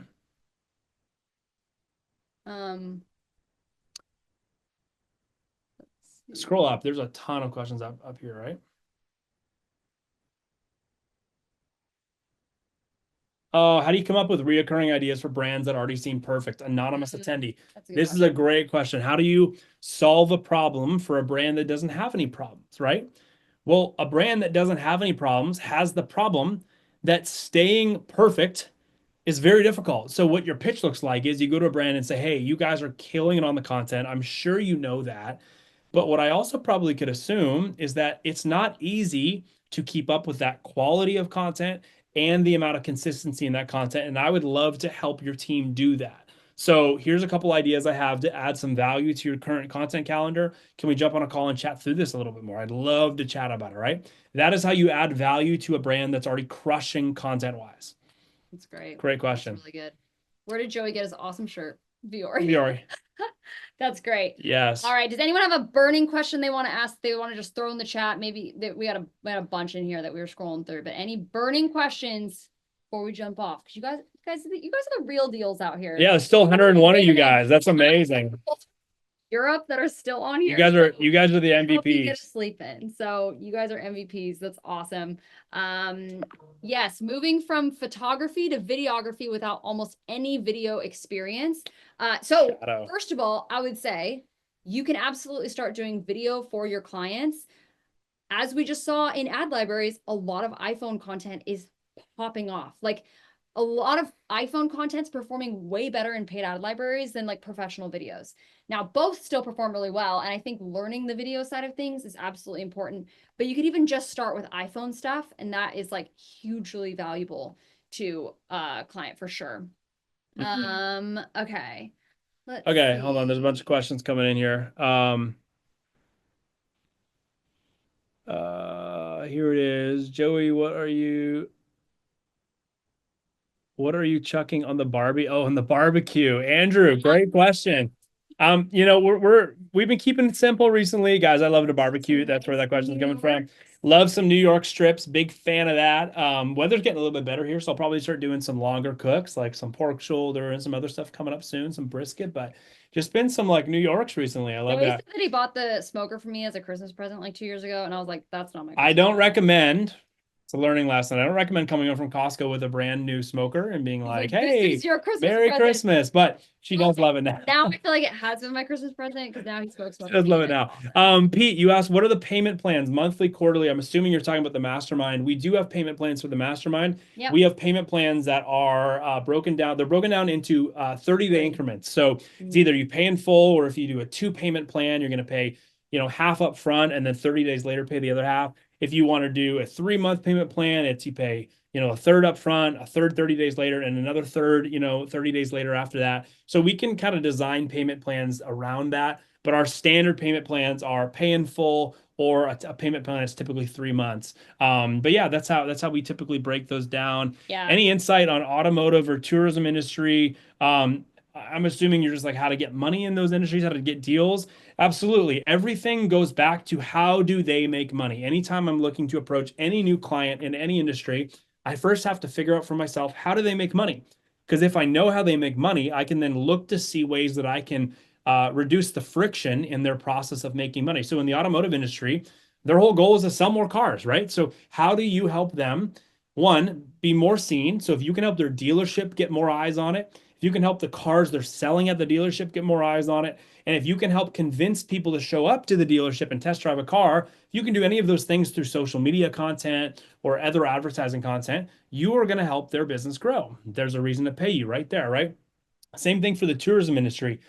Tourism industries only make money by people showing up and actually coming to where they run the tourism board, right? So how do you do that? You got to go to the tourism board and say, here's a couple of really fun ideas to target these groups of people that we want to bring. So it might be like, hey, there's a really big example. We live in Northern California. So it might be like, oh, hey, there's a really big metropolitan area called San Francisco. We want to go to Lake Tahoe's tourism board and say, hey, we want to run a new campaign for you guys. Here's our idea. We want to target people in San Fran. Here's the idea and what would be cool to shoot and what we could do to convince them to come on up here and learn how to ride horses through the mountains, like whatever it might be. You got to come up with an idea that's going to help them win. When you help a business win, you always get paid. Yeah. Tyler asked, if I'm just starting my brand's Instagram, what is the first 3 things I should do? Pin post. 3 pin posts. Yeah, 1, literally. Your origin story, who you are, how that relates to why you want to work with whoever you want to work, your origin story of that, so that they know and like you. Second, what do you do? Literally, what do you do? A whole video on what you offer, how you offer, what the value is, all of that good stuff. And then the third video is a case study so that people can trust you. Now, if you don't have a case study yet, that's totally fine. Just use something that maybe you've shot before as portfolio work. Talk about how much you love to work with brands and the different value that comes from that in the caption. But those would be the 3 things that I would do very first. Yeah, I just put the creativebrowse.com/pin post. We built literally a course on how you can build your own pin post. We give you the scripts, everything. You just have to go in, fill in your own info, and it spits you out an amazing pin post. You just got to go and create them. So even better, just gave you that link right there. Use code, just because you guys are still hanging out and we're having fun. Use code podcast. I believe it's code podcast, and it will get you 10% off that. It's a code we have for everyone who listens to the podcast off that course specifically. So go in and check that out. Let me just make sure that during a pitch, do you ask for budget or do you stick to your package prices? Great question. I think it's always smart to ask for a budget. I think if you can ask that before they ask for your prices, then that's great. Now, if they are asking you for pricing and you refuse to tell them any number, it doesn't end up looking very good on you. Don't do that. I would not do that. I would give a range, or I would just give your packages and then ask what their budget is. So if they have a bigger budget, you're like, great, let's scale up some deliverables. Let's get this thing up to their budget so that we can get the most bang for their buck to get them the most outcome. But yeah, don't shy away from giving a range. That's great. Yeah. Brian, you asked, how about actually finding clients? Is it easier or is it safer to email or DM, even though that's nearly impossible now? Is there a subject line that works? Brian, so great question. Always do both. Never just email a client, never just DM them. You always want to have more than one form of contact that they are able to then see you in multiple places. So if you email them, make sure you also send them a DM saying, hey, I just shot you an email. Here's kind of what I talked about. Would love if you would, look it up and hit me back on it. And then here's what you do when you pitch, guys. You always say, I'm going to follow up with you in 3 days if I haven't heard from you. Anyways, hope you're having a great weekend or whatever that is. If you guys want help with pitching, guys, the mastermind's the best place to do that. We're going to break down all the different ways you can pitch and learn to pitch. But if you want a quick taste of that, this is a part of the mastermind. So if you come into the mastermind, you get this for free. But we built a whole course on pitching. It's literally called the pitching course with outreach templates. And it, let me just send this link here. That podcast code works to templates. There you go. That is the link where you're literally going to get the scripts that Christy and I use when we pitch, whether it's in the DMs or whether it's in the email. All of that and way more is inside of the mastermind. So if you're like, I'm all in on the mastermind, then just wait. Don't even jump into that because you'll get that as a part of the mastermind. But yeah, that you absolutely, subject lines are important. The subject line needs to be something that's not cheesy, but it also needs to be something that's going to catch attention. So this is an easy one. You know, you could just make, this is really creative and you got to test this stuff, but a subject line that we see work as of recent is you can literally just put your name and be like, hey, it's Joey. Put that as a subject line, and most people would just be like, what is this? Do I know Joey? Do I know this person? And they might click on it. There's a quick little free subject line. Take that, try that out right there. Yeah, that's great.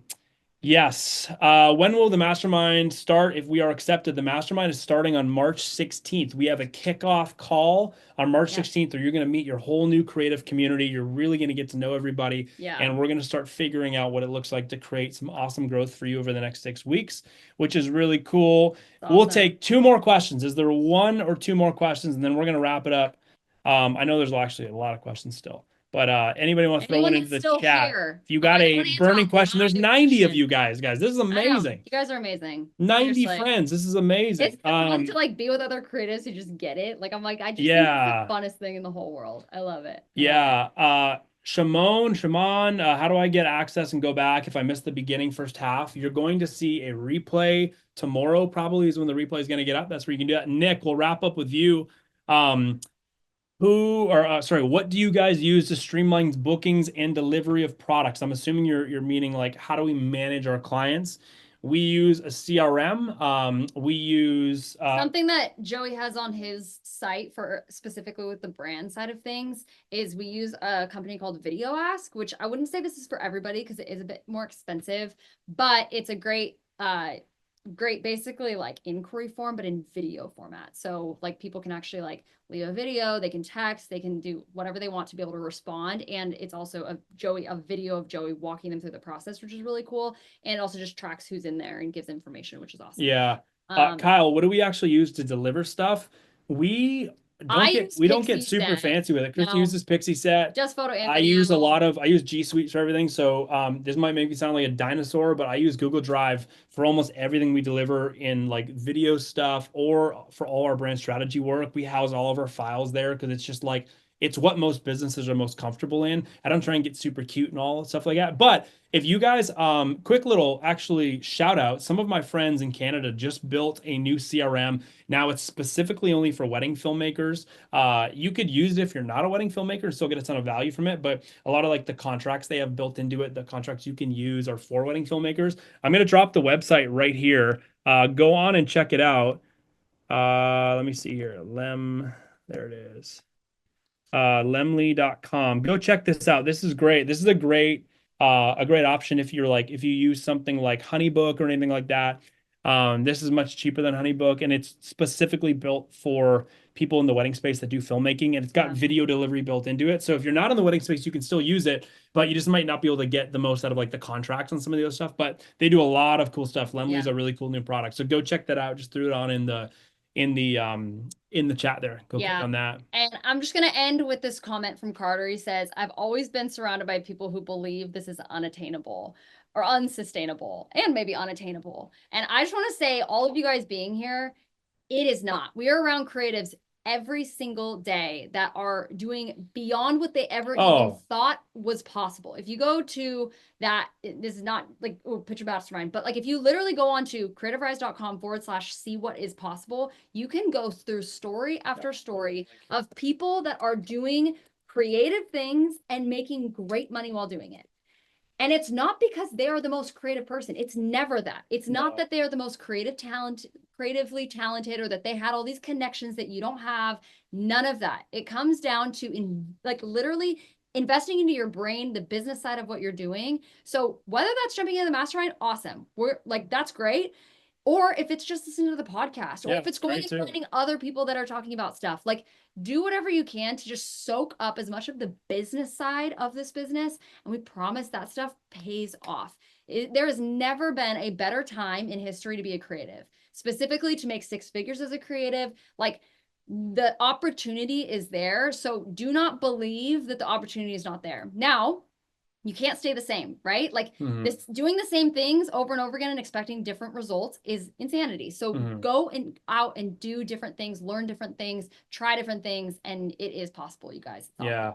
I just saw a comment about the mastermind not being able to afford it. We will always tell you if it's not going to be a good option, if it's going to be way too stretching for you financially, that's not a good idea. However, if you feel stretched financially a little bit, you probably need the mastermind because there's a reason why you're not making enough money doing what you love, getting paid to do what you love. The mastermind is fully designed to help flip that pattern in your life, right? And change that the same way we did it with Madison, we did it with Owen, we did it with Lewis and Daria, and we've even done that in our own businesses, right? So this is just a question you need to ask yourself, and don't even take this.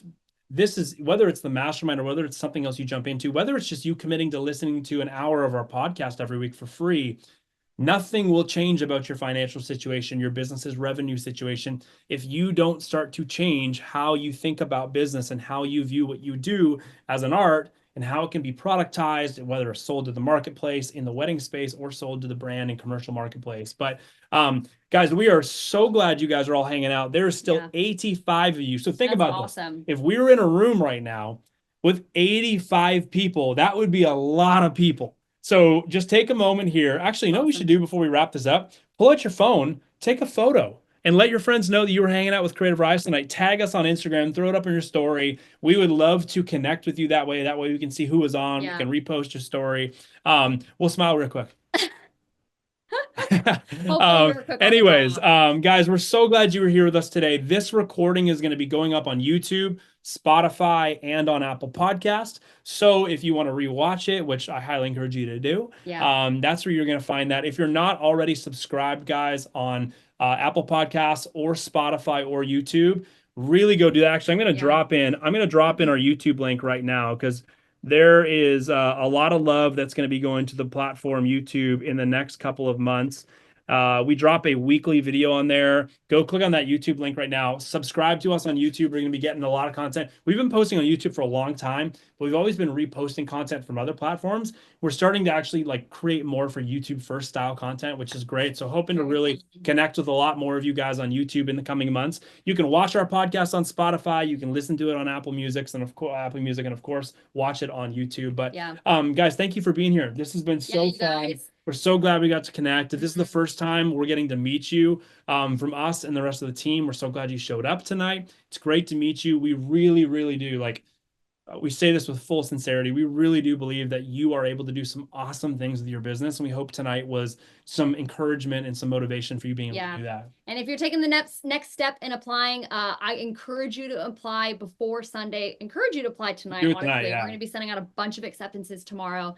So go and submit your application. We've got a ton that we're just firing off all during this call. So we're so excited to go look at those. But you guys are awesome. And we will see you on the pod, or we might see you in the mastermind, which will be even cooler. So either way, we'll see you on the podcast though. Guys, and we'll talk to you soon. Bye. See you guys. Bye-bye. Have a great night or morning.